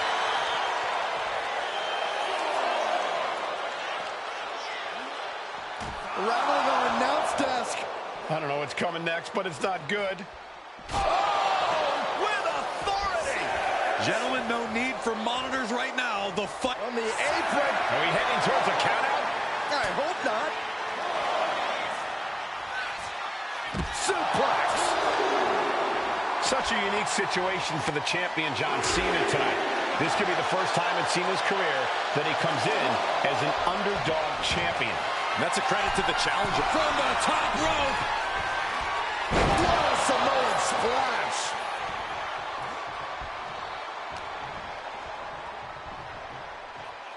Bam. Headed out to ringside now. What does he have planned? And he throws the opposition back into the ring.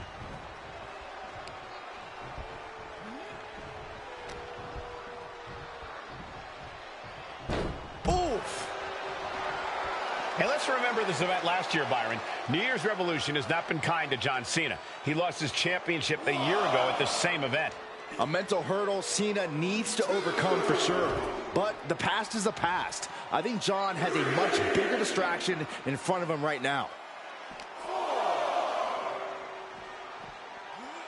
Oh, gets blasted into the steel steps. And you just see Cena's legs bend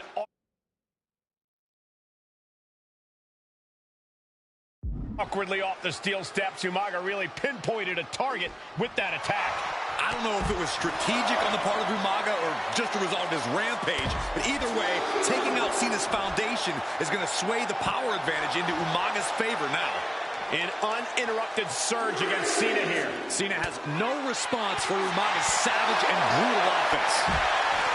A rare position for Cena in this fight. We can't often say that John's overpowered in a matchup, but this 360-plus pound Samoan bulldozer is more than a formidable opponent.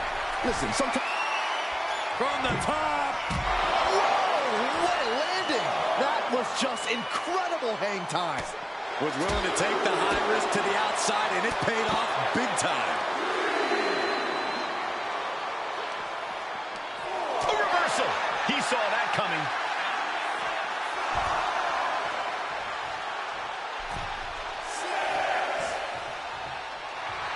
A show of confidence from John Cena. He doesn't have much time to get back in the ring. No idea where this one's heading. Returning to the ring net. From way up. Double axe handle connects. Oh, man. And with the attacks Umaga has been delivering, you have to think about internal injuries mounting on Cena now.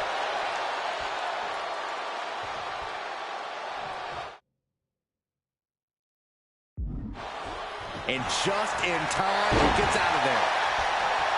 And I could look at Umaga, and he reminds me of Yokozuna, whose unmatched thickness and size is an orthodox offense. Look at Umaga's thighs, his calves. They give him a great power and a great base. It makes him almost impossible to knock off his feet. He's thick, he's strong, he's nasty, and he won't be slowed down. Ah, what a smash! That is just insulting. Momentum fully shifted to Umaga. Umaga is simply overpowering John Cena right now.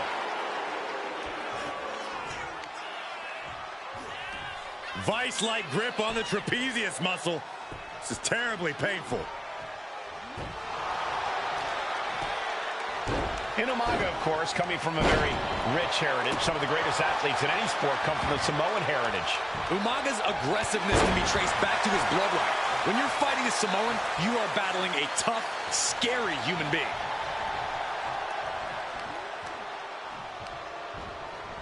And now And Cena flattened in the corner. Umaga's just overpowering him. Look at the strength into the corner, just setting Cena up. You have to start to ask yourself, is the end of John Cena near? I think so. Look out! What a headbutt. No one has been able to stop Umaga. No one. You are seeing why Umaga is undefeated. Why no one has been able to stop the Samoan bulldozer. Here comes Umaga, and Cena catches him with a boot. John Cena from behind, rolls him up, shoulders down, and a kick out by Umaga. And Cena immediately back into the clutches of Umaga. I'm not sure what else Cena can do here. I'm not sure John Cena knows how to stop Umaga. And Corey, you know there's no force equal to being on the receiving end of a headbutt from Umaga. It's in Umaga's DNA. Generations have perfected the art of using their own skull as a weapon that could stop an elephant. He's heading back to the ring. Oh boy, here we go. We've seen it once, we've seen it 1,000 times. Oof, that's not what he had in mind. We all know what he's thinking here. Good Lord! Pop-up Samoan drop. Brutal attack from Umaga. He smells Cena's blood in the water.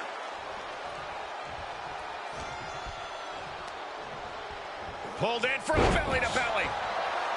Sometimes I look at Umaga, and it just scares me. I think he forgets that he's even in a championship match. Estrada is very... This'll do it. Umaga! Samoan spike!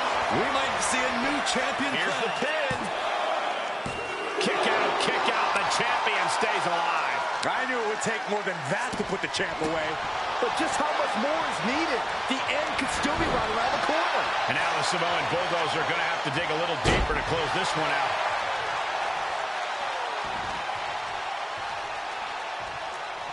Making the climb to the top rope. Taking flight. Oh, gosh. That looked like a bad landing. Here it comes. Samoan spike. It just got as bad as it could for the champ. For the pin. New champion. An undefeated champion.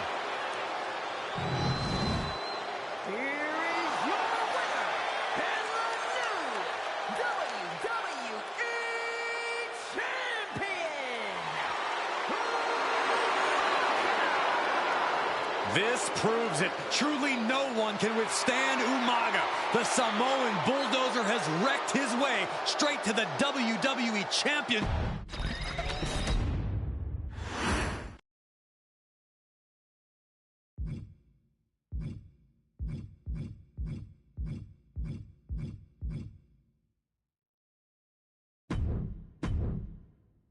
Hey, in WWE, things move really fast. If you aren't present in the moment, it can feel like a year goes by in only 2 or 3 minutes. That's why you always have to make time to make sure that you check. Hold on. Did I just hear myself say 3 minutes? Stop. Can you believe I'm actually doing Eric Bischoff's shtick? In the early 2000s, few words sent a shudder through the roster like the words 3 minutes, summoning the fearsome duo of Rosie and Jamal, collectively known as the 3-Minute Warning. Initially hired by the aforementioned Raw General Manager Eric Bischoff to interrupt anything he didn't find to be entertaining. You're just not entertaining me. 3 minutes are just about up. The two instantly made their mark in WWE with their complete and total decimation of anyone that was targeted. Their formula was really simple. 2 bruisers with surprising quickness who took pleasure in throwing opponents all around the ring with reckless abandon. And the trail of bodies left in their wake remains a testament to their devastation. Rosie, older brother of your tribal chief, Roman Reigns, and Jamal, who would in time develop his skills further and take the name of Umaga, were about instant gratification. They treated matches like a race, seeing how much damage they could fit into the shortest time possible. The 3-minute warning with my brother and my cousin, it was just one of the coolest gimmicks of all time to me. It was catchy, you know what I mean? Like, you kind of knew what was happening. And I feel like we all remember when the 3-minute warning hit for the first time. You know, the whole Den TV area just lit up. Every match was a train wreck, as the two would use their size to overwhelm most opponents, coupling that with incredible tag team maneuvers to increase the carnage to its maximum levels. That approach, maximizing damage while minimizing time, was a 3-minute warning signature. The team itself saw its run in WWE last for a little over a year, but in that time managed to make such an impression with the WWE Universe that it still resonates today. They are proof of the impact anyone can make if they capitalize on their opportunities, as 3-minute warning did every single time. It was a short-lived gimmick, but it was a really cool gimmick, and I just think it shows the versatility of, hey, if you need us to go out there and tell you a Broadway story, I'll cover 2 hours if you like. But if you need us to come out in 3 minutes to make an impact, we can do that too. But you gotta be really good to be thrown in there with the very, very best in the industry. I'm getting all pumped and proud, for my brother and my cousin right now, just thinking about it. Here in the WWE 2K25 showcase, we have selected another team that embodies the same mindset in Akam and Razor, the AOP. Similar to Jamal and Rosie, these two look to inflict the most pain in the most efficient manner. Like 3-minute warning, AOP happily dispatches when summoned. Like 3-minute warning, AOP features two Goliaths who will hurl your body from pillar to post before finally bringing it all to a most painful conclusion. It's up to you in this Extreme Rules contest to beat the AOP to the punch and showcase the Wrecking Crew approach that made 3-minute warning the premier bruiser squad in all of WWE. And don't worry, we will give you more than 3 minutes to make that fact perfectly clear. As a matter of fact, take your time and enjoy dishing out the punishment.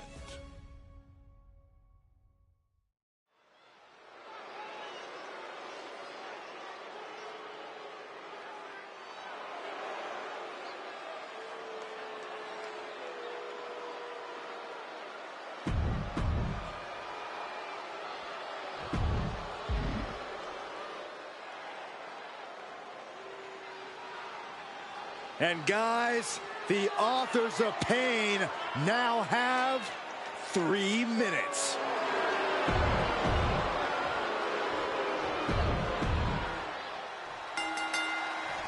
Here we go with AOP and 3-minute warning going head-to-head. This is an Extreme Rules match, and it's a good thing it is, because neither one of these teams likes to play by the rules or limit their aggressive tendencies. Well, there is nothing on the minds of these men except dealing as much damage to one another as possible. Both 3-minute warning and the AOP excel at brutalizing their opponents and inflicting massive amounts of pain. But only one of them can be the best at it. We can safely predict that this is going to be an exceptionally gruesome and painful match to watch. Many would call the AOP and 3-minute warning equally brutal. How can one of these teams get the edge in this head-to-head contest? It's true they're well matched, but AOP tends to be the more methodical and calculating of the two teams.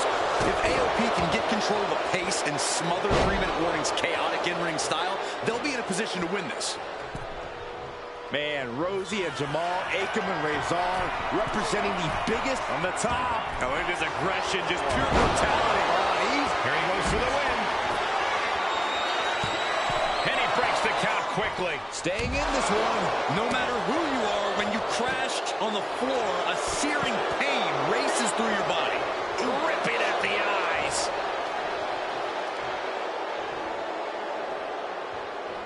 Power slam. Good night. And that'll take a bit of the fight out of Akam.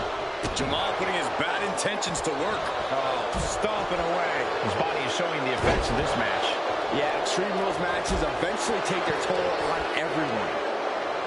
Just look at the size of all these superstars. The ring had to be reinforced before this match. Over 1,300 combined pounds colliding. These men are so big and so thick, it's a challenge to wrap your arms around. It's really just best to find weapons and whack them. Pump handle locked in. Death Valley driver. That's it. 3-minute warning are done. From the middle rope. Lifted and completely helpless here. This could be the end of the night for Rosie. He breaks the ref's count after one. Shows that this is still anybody's match at this point.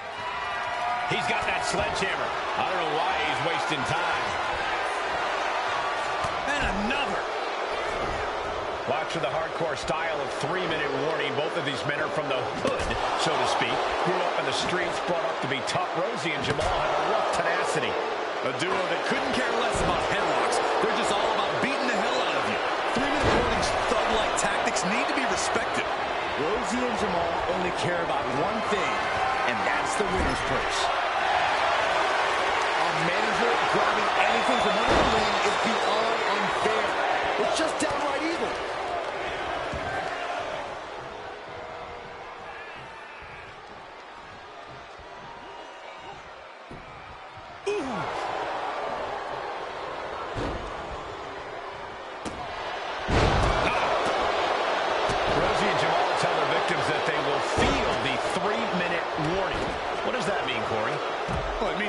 superstars will get run over by the pain train, and it's only going to...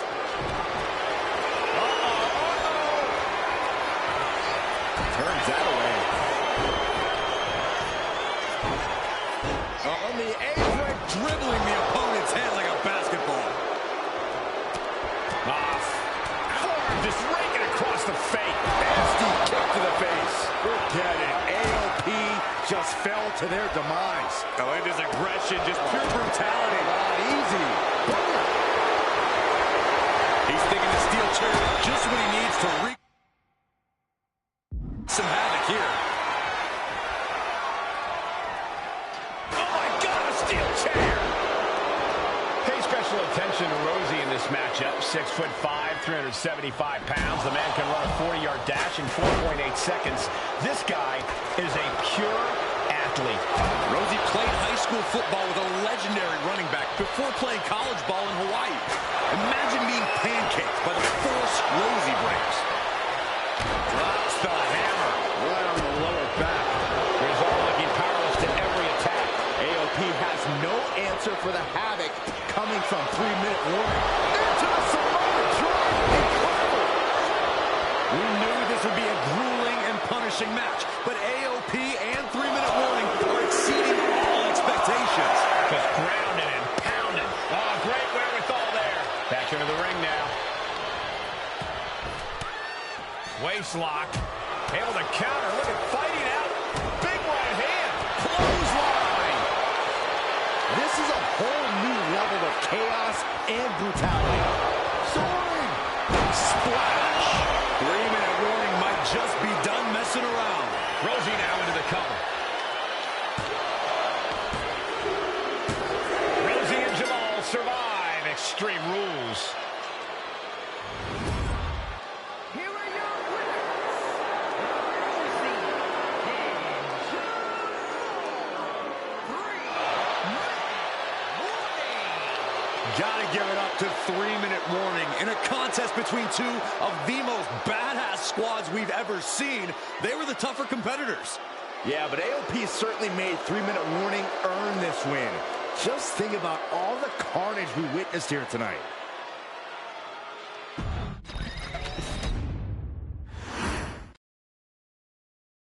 We've come to the part of the showcase where we get to talk about Tamina.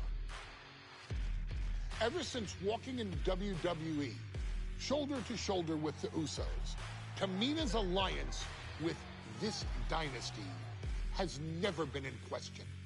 I remember watching Monday Night Raw, and I seen Tamina debut with my brothers. It was a pretty cool, dynamic, right? Two of my brothers and Tamina. Together, Tamina and the Usos helped each other navigate through a trial-filled first year in WWE, making sure they all survived together. In later years, Tamina has formed alliances with both Naomi and Nia Jax, honoring this family's connection. While Tamina has looked to create her own name in the industry, she has never missed a chance to acknowledge her place in this family either. Trained by Afa and Sika, the wild Samoans, Tamina was instilled with the same instincts that have carried each member of this family to wrestling glory. Her in-ring approach is similar to many in the bloodline. Quick striking, high-impact attacks, and smothering holds. As capable with a super kick or a big splash as anyone else, Tamina has maintained a remarkable level of success in her WWE career. A constant contender, Tamina has competed for the Women's Championship on many occasions. She's also held the Women's Tag Team Championships along with 9 separate reigns as the 24/7 champion. Tamina has proven capable in any environment against any opponent. Tamina is always the perfect test for a rising contender. Defeating Tamina proves that you're at the top of your game, and she will always expose those who aren't quite ready yet.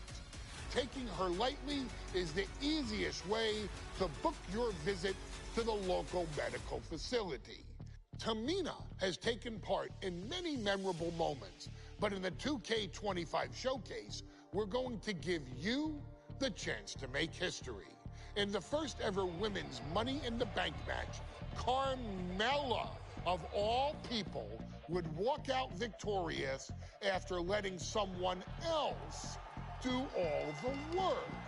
Tamina, Becky Lynch, Natalya, and Charlotte Flair were all robbed of a great opportunity that night by Carmella. So this is your chance to make it right. Showcase Tamina's grit and take out the other 4 ladies in this ladder match to become the first ever winner of the women's Money in the Bank. Carmella might still sneak out with the win, but if she does, she's doing it on her own, because we're not allowing anyone else at ringside for this match in our showcase.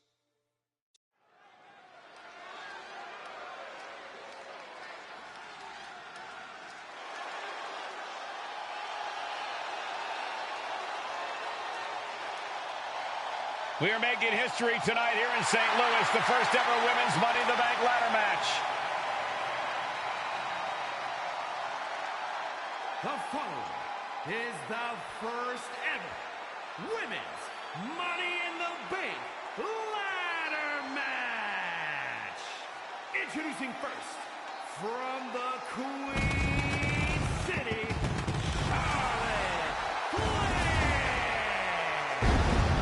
Charlotte Flair looking to become a Triple Crown champion.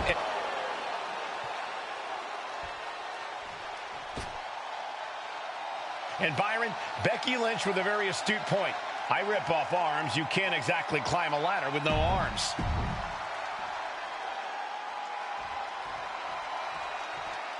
There's a big fight coming.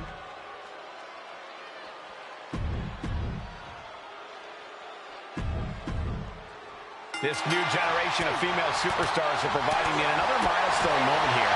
Tamina, Charlotte, Carmella, Natalya, and Becky Lynch will climb the ladder and retrieve the briefcase. Become the first ever Miss Money in the Bank.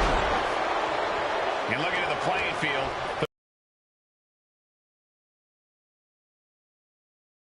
someone out won't win this match, but these women should not shy away from using the biggest weapons in their arsenal. We've heard Becky say she was going to rip arms off tonight. You can't exactly climb a ladder with no arms. Remember, the first woman to climb the ladder and retrieve the briefcase will become the first ever Miss Money in the Bank. No countouts, no disqualifications in this match. Everybody is coming in with a different strategy, but remaining close is the key. Luck is going to play a part, but you'll increase your odds if you stay close to a ladder and close to the briefcase. Caught an elbow to the gut for that effort. No safe haven in this match. These ladders can be your best friend or your worst enemy. There's no allies in this match. It's everyone for herself. There is no room for friends when history's being made. Not when you can go down in the record books as the first Miss Money in the Bank. Leaning on the turnbuckle here. Mudhole stomping. You gotta wonder if there's more animosity in this match than we previously thought. Tamina not caring that Becky's a fan favorite. The crowd's adulation is meaningless. All that matters is the contract suspended above the ring. Tamina's been showing so much dominance in this match. Running power slam!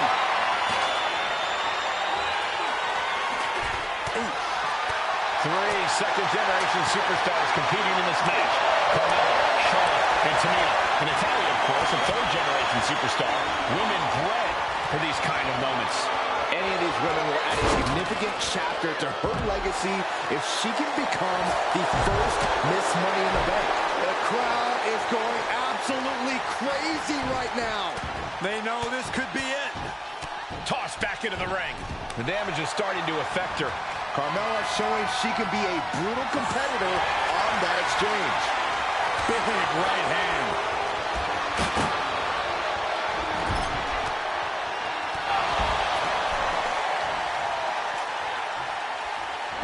Oh! She turns it around with the reversal. The contract that can change lives hanging above the ring. Probably the most profitable opportunity in our sport. 15 out of 17 superstars has successfully cashed in the Money in the Bank contract. A surprise cash-in has only failed once, and the other failed cash-in was alerted to a week in advance. You are almost certain to become the next SmackDown Women's Champion if you grab the contract tonight. She set the ladder up dead center. Oh, her eyes are on the prize now. This battle's found its way right to our doorstep. She's reaching for it. And the opening could be the opening. You just have to go for Becky with history in her hands. St. Louis behind Becky now. This is so tense. The WWE Universe is waiting with bated breath. Is there anyone more intimidating in this group than Tamina? I've said it before. It could be a coming out party for Tamina. This is her time to live up to her family's legacy. If Tamina wins the contract, it guarantees her first title opportunity in over 2 years. More than an opportunity, it pretty much guarantees Tamina will become the next women's champion. She's starting to wear down here. Yeah, the effects of this ladder match are not going to go away anytime. Natalya looking to step through the sharpshooter. Got the submission. Reversal. Oh, got herself out of it. Money in the Bank briefcase still hanging high. This is what it's all about. The opportunity of a lifetime. What are you willing to do? And Carmella with the takedown, looking for locked in. It's locked in. Interest. He's not going to settle for this. She's doing whatever she can to escape, and she does. Ooh. And she's only taking more damage at this stage. This deep into a ladder match, the last thing you want is to start breaking down. Tamina landing heavy offense on Charlotte. That tonight would be an ascension to her throne. Tamina's here to ruin that dream.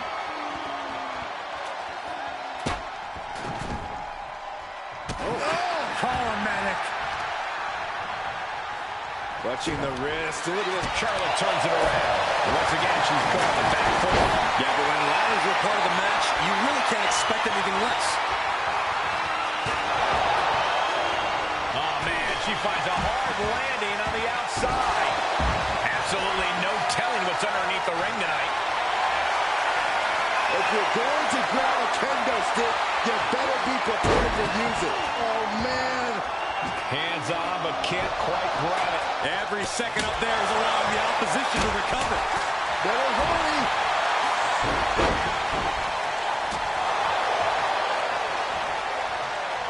Her endurance is really being tested now.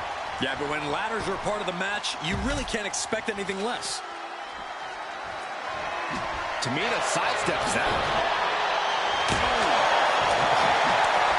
Some agility gets her out of dodge. History on the line. Guaranteed championship opportunity.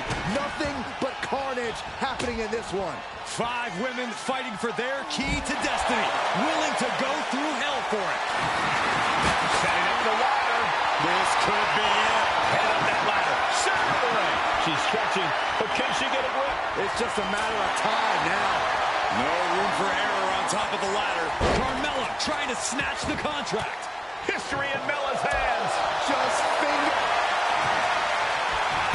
Becky is setting up for her. Oh, no, wait a minute. Wait a minute.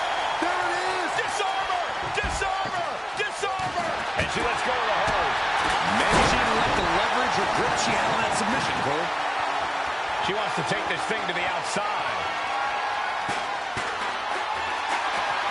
Becky Lynch has got a cinched in to disarm her. Oh, my gosh. But if she can tap out all she wants, it's not going to put an end to the suffering. Target is set on Natty. She's in peril.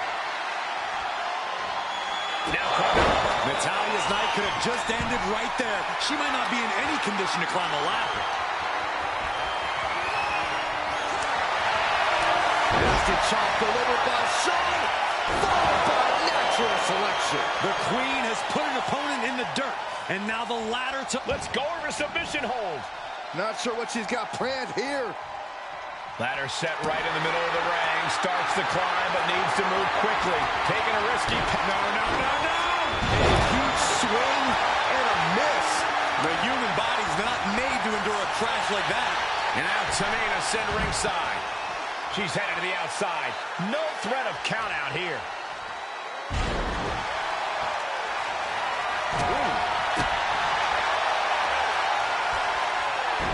Oh my, dragon screw targeting the ankle. Taking a moment to get pumped off of this crowd's and submission specialist Natalya. Oh yeah, Natalya. This is a Hart family tradition. Sharpshooter applied. And she's trying to ask for mercy, but not even tapping out can help her.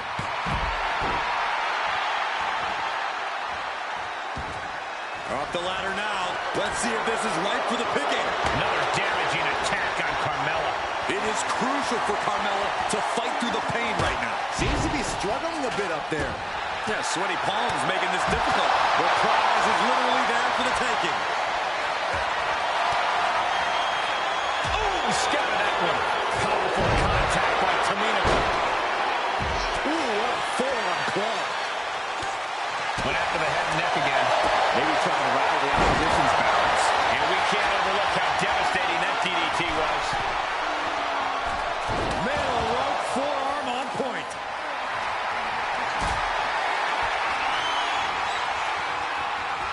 Lift it up. What's next? That's a well-targeted attack to the body.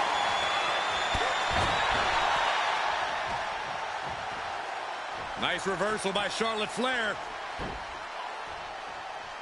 Charlotte driving Tamina, and both tumble to the floor. Both women crashing down hard. The Queen, Charlotte Flair, the first to her feet, surveying the situation. Oh, my. Driving Tamina into the steps. Well, you are seeing a heightened level of aggression, heightened level of intensity from all these competitors because of the stakes involved. Guys, where's Charlotte going? Flair looking to up the ante now from the top. Oh, my goodness, taking out everybody. The Queen rising to the occasion. What you just saw is why we say Charlotte is genetically superior. Yeah, undeniable athleticism from the Queen. Can it pave her way to the top of the ladder? Eludes the attack. Diamond plate facial. I like where this is going. Yeah, Cole, this has the possibility to completely unravel here.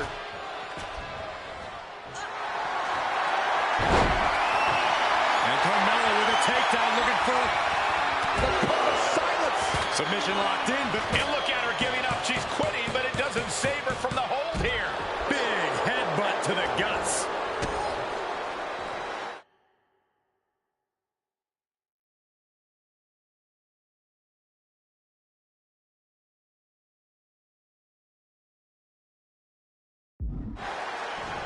Tamina heading up.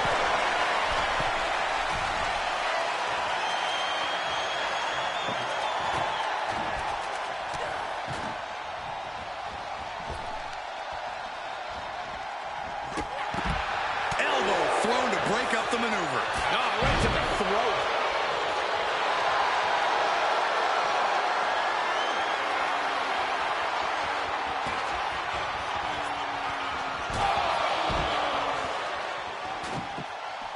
And this one's taken to the outside.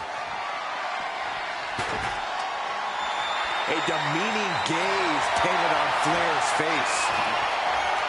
Here she goes, sliding back into the ring.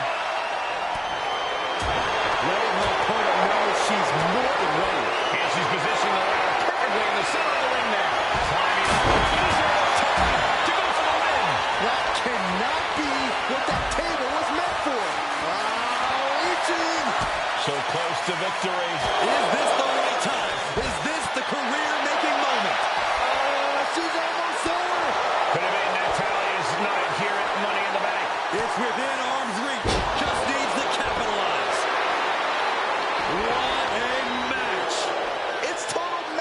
Wilson here. I assure you, this is even harder than it looks. Trying not to fumble around too much here. Straining to get... You know what, guys? I was afraid it was going to get to this point. Top rope! Superplex! And now she's making it to the top rope here. From the top. Back suplex.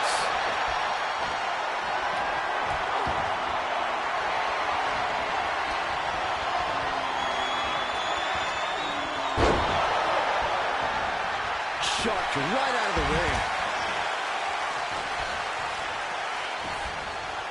Carefully placed stop to the arm. Face first with a waistlock takedown. The temple's getting rattled. Placing the ladder right in the middle of the ring. Head up that ladder. Center of the ring. Massive atomic drop. He's got it in her hands. Can she end it here? Might be a little overzealous going for it here. Too late to stop now, though. Tamina has it. Fingertips away from winning the contract. Getting your hands on the prize. From way up. Oh, man. Sliding back in under the ropes here. Chop block. Brilliant. Right to the back of the knee. Oh, double boots. Double DDT. Looking for the suplex all the way up. Look at this power. Oh, no. From behind. Chop block.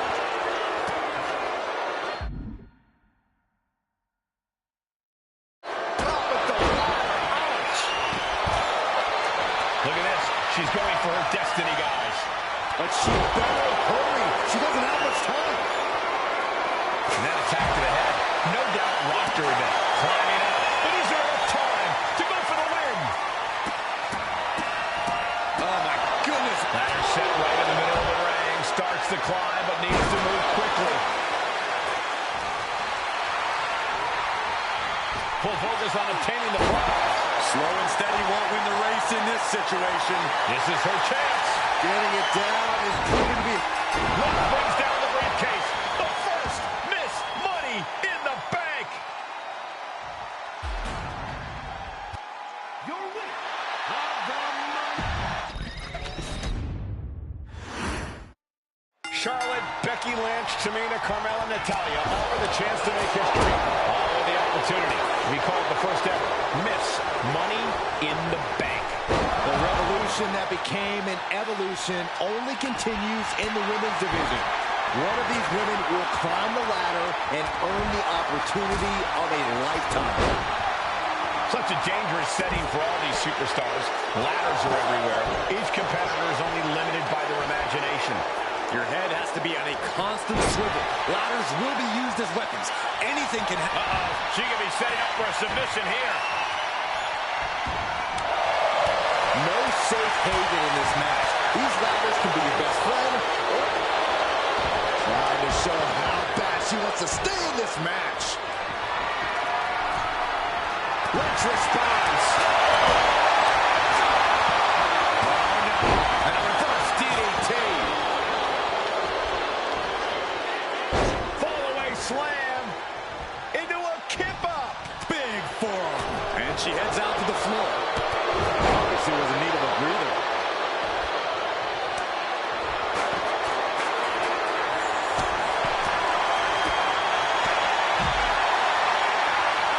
Carrying the opposition. What's the thought here? Left face first. Is there anyone more intimidating in this group than Tamina? I've said it before. It could be a coming out party for Tamina. This is her time to live up to her family's legacy. If Tamina wins the contract, it guarantees her first title opportunity in over 2 years. More than an opportunity, it pretty much guarantees Tamina will become the next women's champion.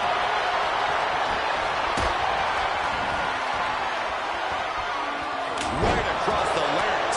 She's starting to feel the effects of that offense. Carmella gets waylaid. Up the ladder now. Let's see if this is right for the picking. Working up the hook here. Looks like scaling the ladder was the easy part of the job. Unhooking the prize is the big challenge. Could be considered an unexpectedly rookie mistake from the veteran Natalya. Yeah, Tamina just inflicted as much pain as possible and enjoyed it. And looking at the playing field, the majority of these women love to utilize their submission offense to put opponents away. Tapping someone out won't win this match, but these women should not shy away from using the biggest weapons in their arsenal. We've heard Becky say she was going to rip arms off tonight. You can't exactly climb a ladder with no arms. Stepping out of the ring here. Ladder's dead center and ready to go, guys. Back into the ring she comes. I don't think people realize the amount of strength it takes to hurt someone like that. Boom. That puts her on the offensive. Steel chair to the temple. Boom. Man. A contract that can change lives hanging above the ring. Probably the most profitable opportunity in our sport. 15 out of 17 superstars has successfully cashed in the Money in the Bank contract. A surprise cash-in has only failed once, and the other failed cash-in was alerted to a week in advance. You are almost certain to become the next SmackDown Women's Champion if you grab the contract tonight. Money in the Bank briefcase still hanging high. This is what it's all about. The opportunity of a lifetime. What are you willing to do? How much can you sacrifice to be the first Miss Money in the Bank? And repeated impacts like that will weaken you mentally as much as it does physically. Tamina not caring that Becky's a fan favorite. The crowd's adulation is meaningless. All that matters is the contract suspended above the ring. What you just saw is why we say Charlotte is genetically superior. Yeah, undeniable athleticism from the Queen. Can it pave her way to the top of... The boat, Natalya, doing what she does best. Driven into the steel steps. This is just the kind of... She's tapping, but it doesn't matter at all in this situation.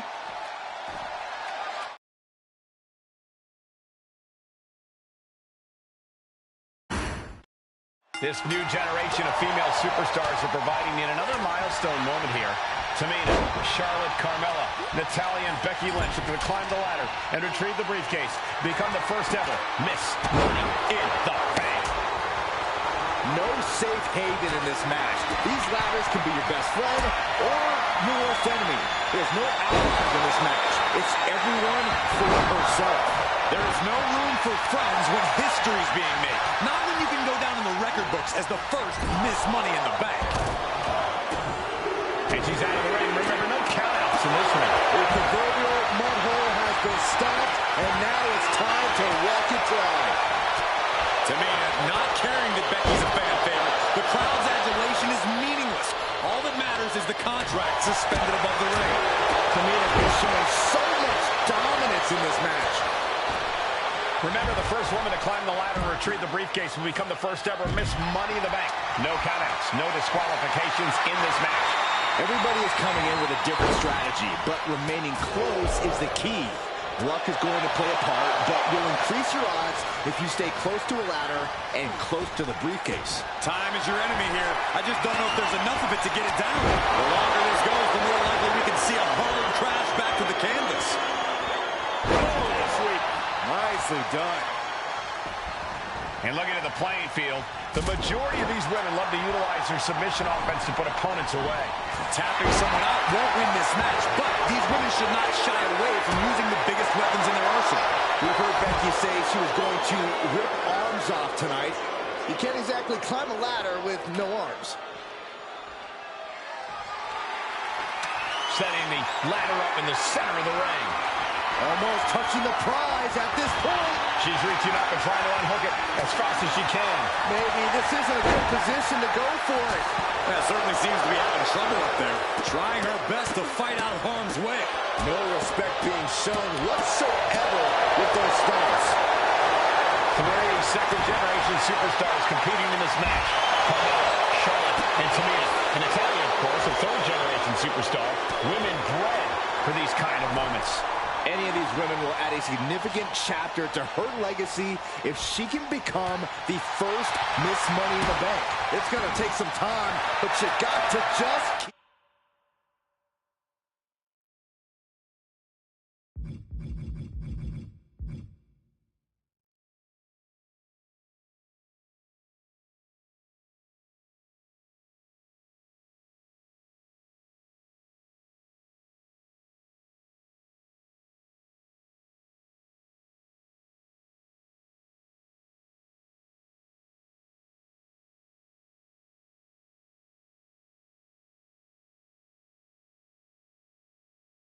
Keep going. Could be mere seconds away from unhooking it now.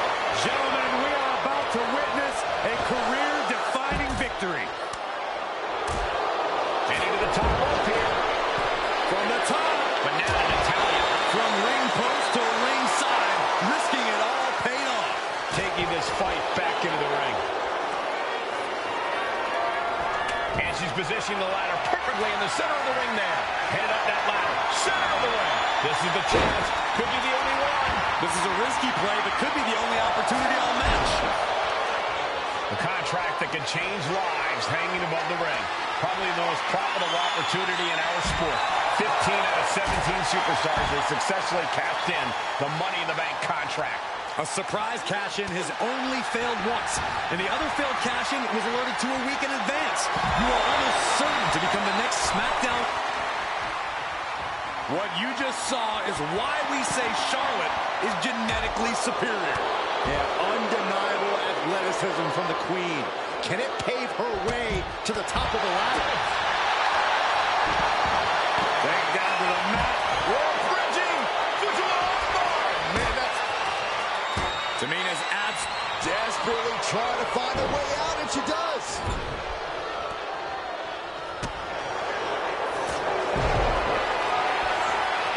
Power slam incoming, no. The step delivers the inverted DDT.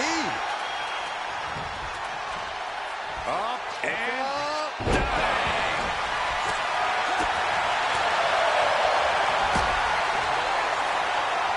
And the Queen might be hurting after that hit. This deep into a ladder match, the last thing you want is to start breaking down. Oh, God. She's being derailed here.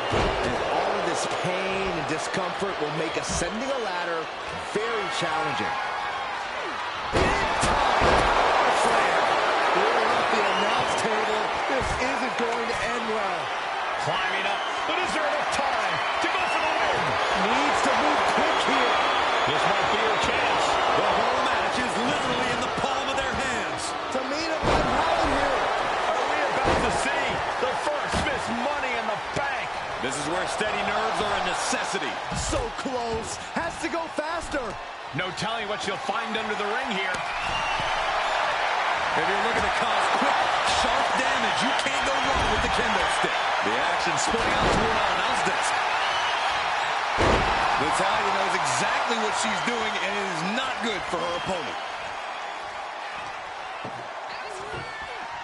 Oh, man, right into the steel steps. Oh, runs right into the table. The offense catching up with her now.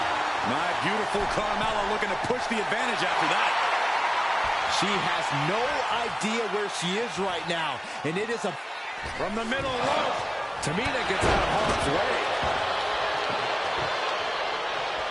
what a sick thud from that table.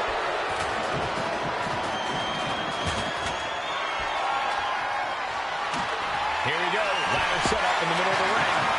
Perfectly positioned. Gets out of the ring. What's going to happen now?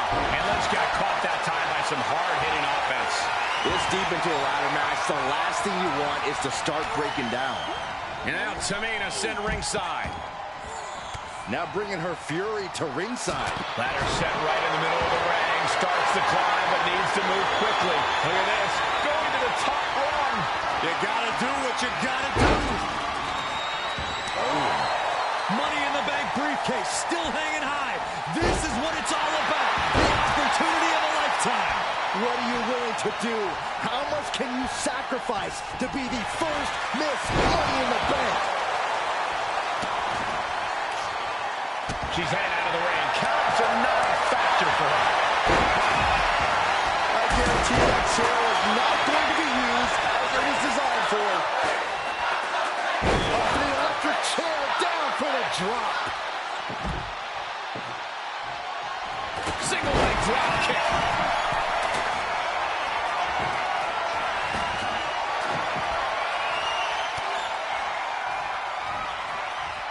Suplex. Oh man, just punish him. She's leaning the ladder in the corner. I've never seen anything good come out of this.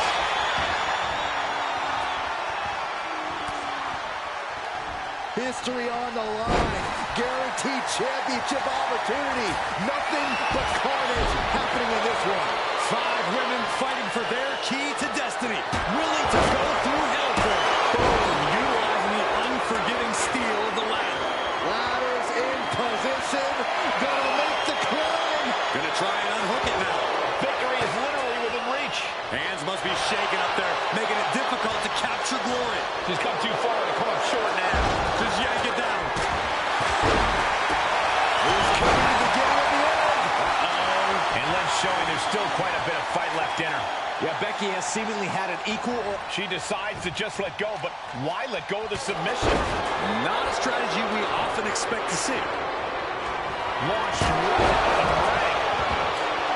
Sliding out of danger there. And now positioning the ladder on the turnbuckles. That just made that corner even more dangerous territory. Look at this.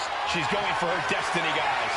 But she better hurry. She doesn't have much time. Headed up that ladder. Center of the ring. Victory is literally within her reach here. Heart has to be pumping right now. Needs to focus and pull it together. It's only a matter of time now. Furiously trying to... That's it. Tamina has the briefcase. Tamina is Miss Money in the Bank. The winner of the Money in the Bank contract and the first ever Miss Money in the Bank, Tamina.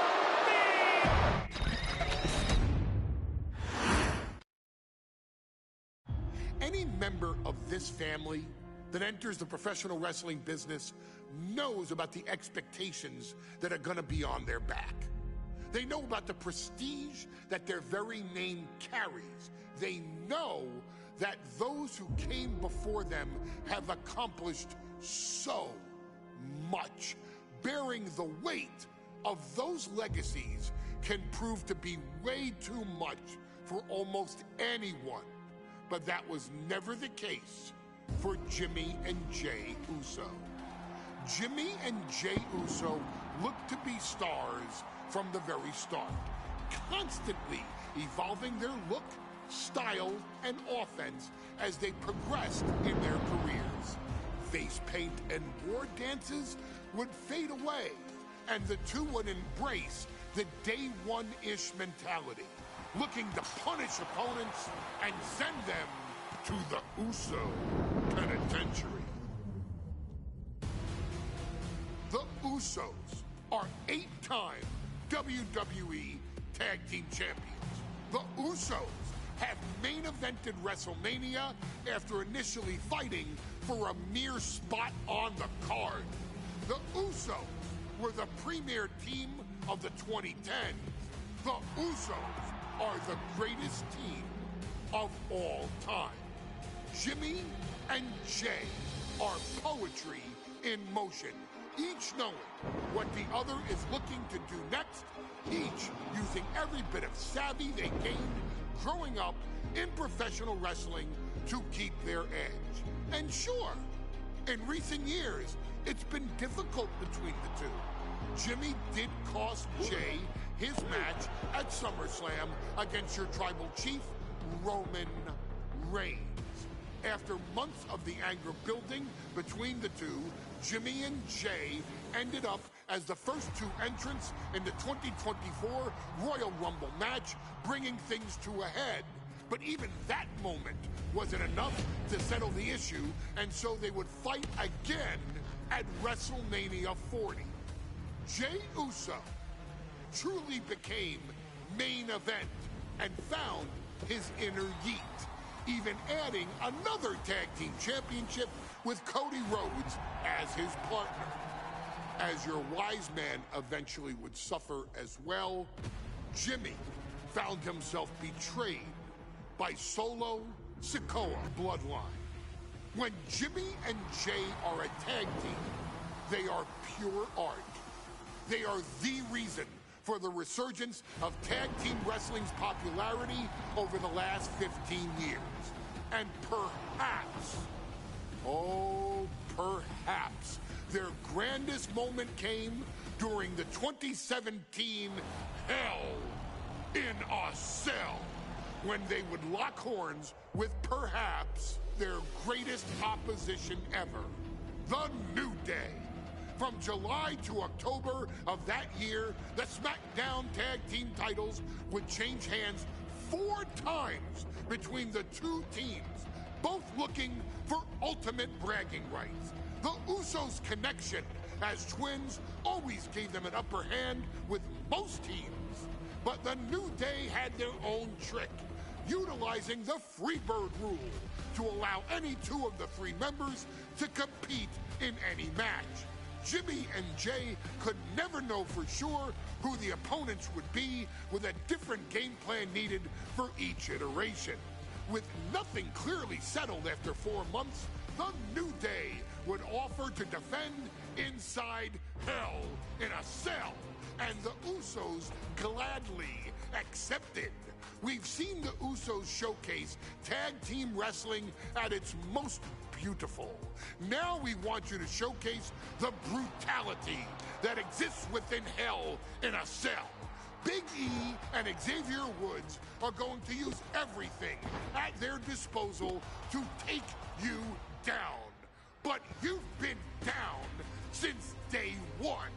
Now it's time to force the New Day to realize there's nothing wrong with them being in second place. And there's nothing that's stopping you inside Hell in a Cell.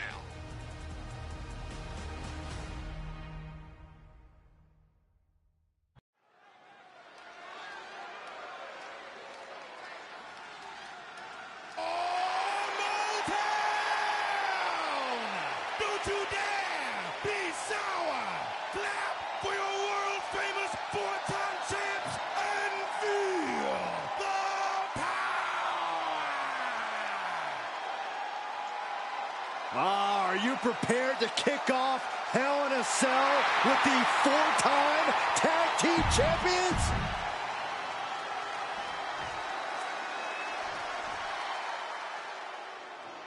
This is the first time that tag titles will ever be defended inside Hell in a Cell.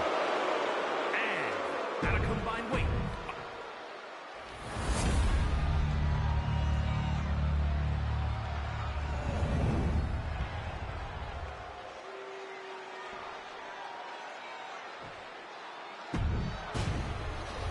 Matchups like these are why I love tag team wrestling.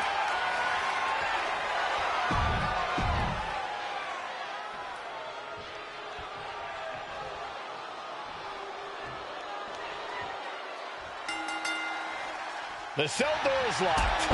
First of 2 Hell in a Cell matches tonight in Detroit. This is the 20th anniversary of this barbaric match. The Usos and the New Day must be prepared for pain and punishment. 2 of the greatest tag teams ever. One of the best rivalries going today. It all comes to a head right now for the SmackDown Tag Team Championship. So many amazing matches between these 2 teams. They said it this past week on SmackDown. No matter where we are, we put on a show. The Usos and New Day have a unified goal to raise the bar of tag team competition, to bring the division to a whole nother level. You know, in basketball, they talk about super teams. Well, these 2 teams are the proverbial super teams in WWE. Oh my gosh, what impact! Boom! Oh, chin-breaking uppercut. Turned it around with a reversal. Bang! Boom, what a punch! Oh, ouch! Oh! And you guys, I see blood coming from Big E's face. Clearly hoping something nefarious is beneath the ring. New Day refer to this as their power lineup when having Big E involved in there with Xavier Woods. Big E, the obvious powerhouse of the group. Woods has that blend of speed and power, making him the most well-rounded superstar for New Day. What's interesting, though, is this is the lineup that lost the Usos at SummerSlam. The New Day not choosing Big E and Kofi to beat the Usos a few weeks ago could prove to be costly. Stop to the belly welly. The champion hammered away at it. Yeah, the Usos not looking thrown off in the least. Drops the hammer right on the lower back. Oh, right to the kidneys. Golly. Elbow drop. Corey, a few weeks ago, we saw the New Day walk out of SmackDown as champs in a street fight. A match the Usos handpicked, but this environment is totally different. There's nowhere to run, nowhere to hide. I think the New Day played right into the Usos' hand when they selected this match. Jimmy and Jay have a street mentality. They're perfectly equipped to turn Hell in a Cell into the Uso penitentiary. Corey, for as entertaining as the New Day are, they can scrap with the best of them. Remember that. Look, don't let the booty-os and trombones fool you. New Day can get down. Oh, nice scoop roll up for the win.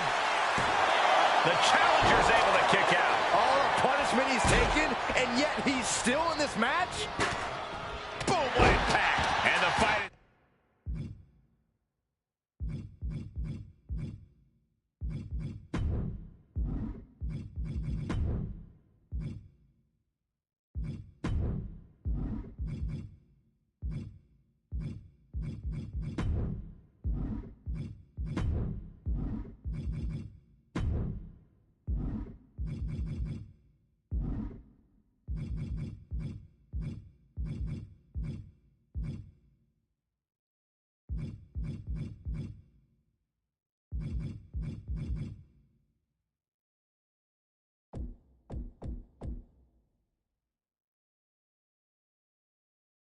It's being brought to the Usos there. Down to opponent and a double axe handle smash. The Usos following the footsteps of many great family tag teams, the Steiner Brothers, the Shrinkers, who of course Jay and Jimmy's own father was a member of. Would be a very proud moment for the Anoa'i family if the Usos can capture their 5th tag team champion. Cover! We can have a new champ here! Keeps his team alive. What a save. Steering clear there. Ooh, that hurt right to the kidney. Golly. Gets lifted into position. Oh, a slam. A Siam suplex. Just vicious. Moving out from the ring closer to those towering walls of the cell.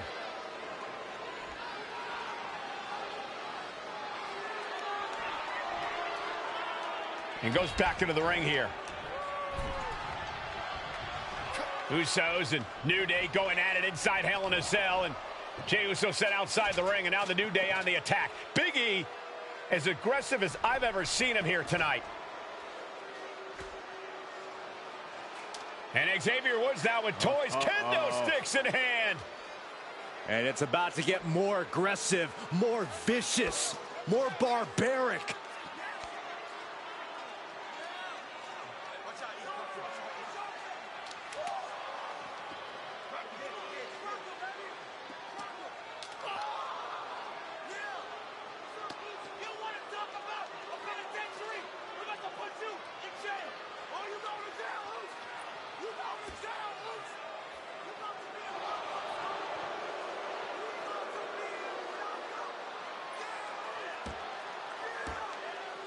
I've never seen this vicious of a side from the New Day. It's what Hell in a Cell does to you.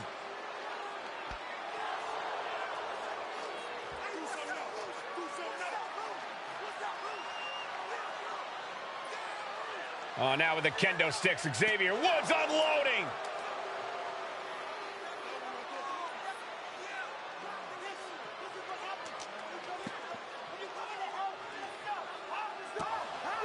Well, you're saying it, Byron. Hell in a Cell makes you do some awful things. Just attempting to survive, attempting to win. Do whatever you want. Punish however you want. Right now, that seems to be the mission statement of the New Day in order to retain the SmackDown Tag Team titles.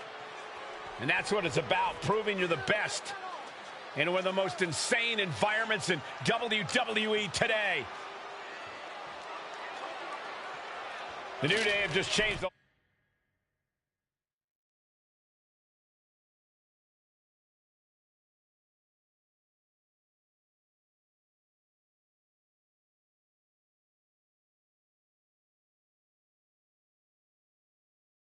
whole complexion of this match. I don't know if I've seen New Day go to these lengths before. Well, no time to be a jovial bunch when you're in a cell, Michael. Tonight, it's not about entertaining. It's about putting your sworn enemy to rest for good. And he now slides back into the ring. Talking to Xavier. He told me the one thing the Usos have taught us is that we have to embrace a more lawless culture here in WWE. A more lawless culture in this rivalry. And that could be the reason the New Day chose to have this match in the Hell in a Cell. It's been such a chaotic rivalry. Therefore, only this kind of lawless match could finally put an end to it for good. Now to the ring, to the confines of the chain link enclosure. The challenger looking fairly run down at this stage. This is how it goes in Hell in a Cell. The match keeps going whether you can handle it or not. Oh, that does not look good. Yeah, it seems to have woken him up pretty bad. He gets into the ring. Boom! Target.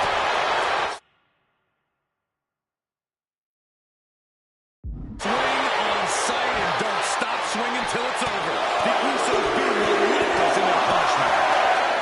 The Usos and the New Day have been trading title reigns for the majority of the year now. This, the contractual rematch for the Usos. If they lose, the Usos won't get another opportunity for the titles as long as the New Day are champs. And just being around the Usos, it's not really about winning the tag team titles. It's about stripping the New Day of everything that made them popular with the WWE Universe. It's about making sure the New Day never competes again. It's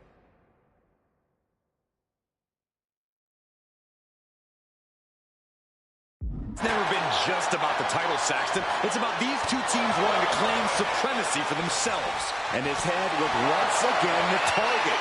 Time for him to defend against that. Ooh, right to the throat. Sliding back into the ring. Oh, getting smacked in the head with a chair. And Jimmy and Big E slugging it out middle of the ring. This has been a vicious, brutal match between two of the great tag teams today. Here comes Jey Uso into the fray alongside of his brother. Bang! Double super kick. And the Usos now looking for that patented Uso splash from the top rope. Uso splash! The cover to win the tag team titles, and Woods handcuffs it all, breaks it up. At the last possible second, Xavier Woods saving this match for his team. Credit to Woods for his never say die attitude, but Xavier Woods is outgunned right now. And look at Woods still fighting back. Yeah, with the handcuffs, using the handcuffs as a weapon. That's smart.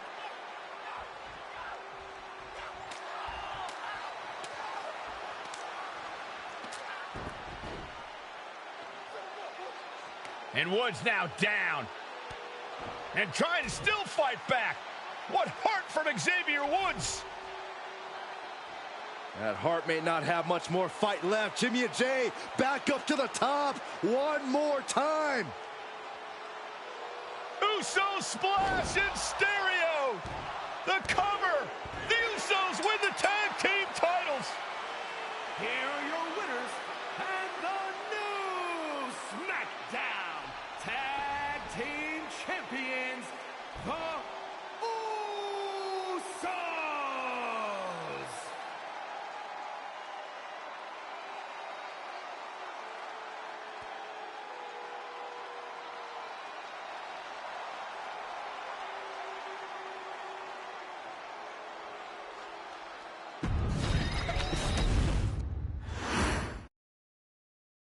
Next on our showcase is someone who wasn't born into this family, but has put in the time and more than earned her spot. She's always happy to leave haters in the rear view, and when she enters the room, you will undoubtedly feel the glow.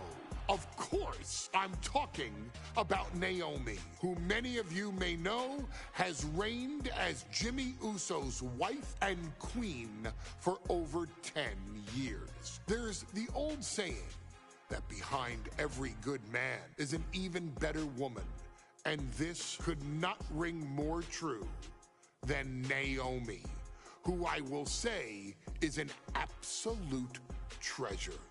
Jimmy will frequently speak during old bloodline planning sessions about how much her support and love drove him to improve as a superstar, always stressing her importance not only to the WWE Women's Division, but to his career and his life as well.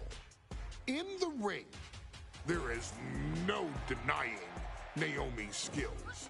The former women's tag team and two-time SmackDown Women's Champion has the mental tenacity to push through the toughest part of any match and possesses breathtaking physical skills.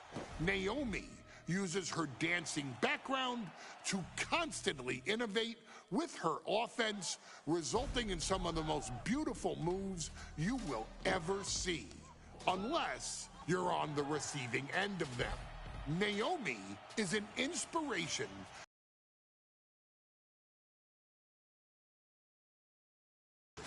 showing a new generation that anything is possible if you just put in the work and never stop believing in yourself. Naomi has battled against the very best in the women's division, taking on foes like Charlotte Flair, Bayley, Shayna Baszler, and Io Sky. My favorite moment of Naomi was when she won the title in her hometown, Orlando, at WrestleMania. To compete against that caliber and maintain the level of success that Naomi has for her entire WWE career is something worth, shall I dare say, acknowledging. Naomi has even teamed with fellow family member Tamina through the years, proving the family you choose can often be the most important. And in true Uso fashion, Naomi shows an unrelenting desire to win, to achieve greatness, and to dominate her opposition. Many mistake her smile as a sign of kindness, but they quickly realize their mistake as Naomi unleashes a flurry of kicks, flies at them with moonsaults from all angles, and then ties them up in knots. Naomi is having fun, but Naomi is never playing. And now, we take you back to the 2020 edition of Super Showdown, which saw Naomi challenge Bayley for the SmackDown Women's Championship. Unfortunately, a ridiculously lax referee decided it was just fine for Bayley to basically do whatever the hell she wanted. Bayley's, oh my gosh, she's trapping Naomi's legs in her shirt.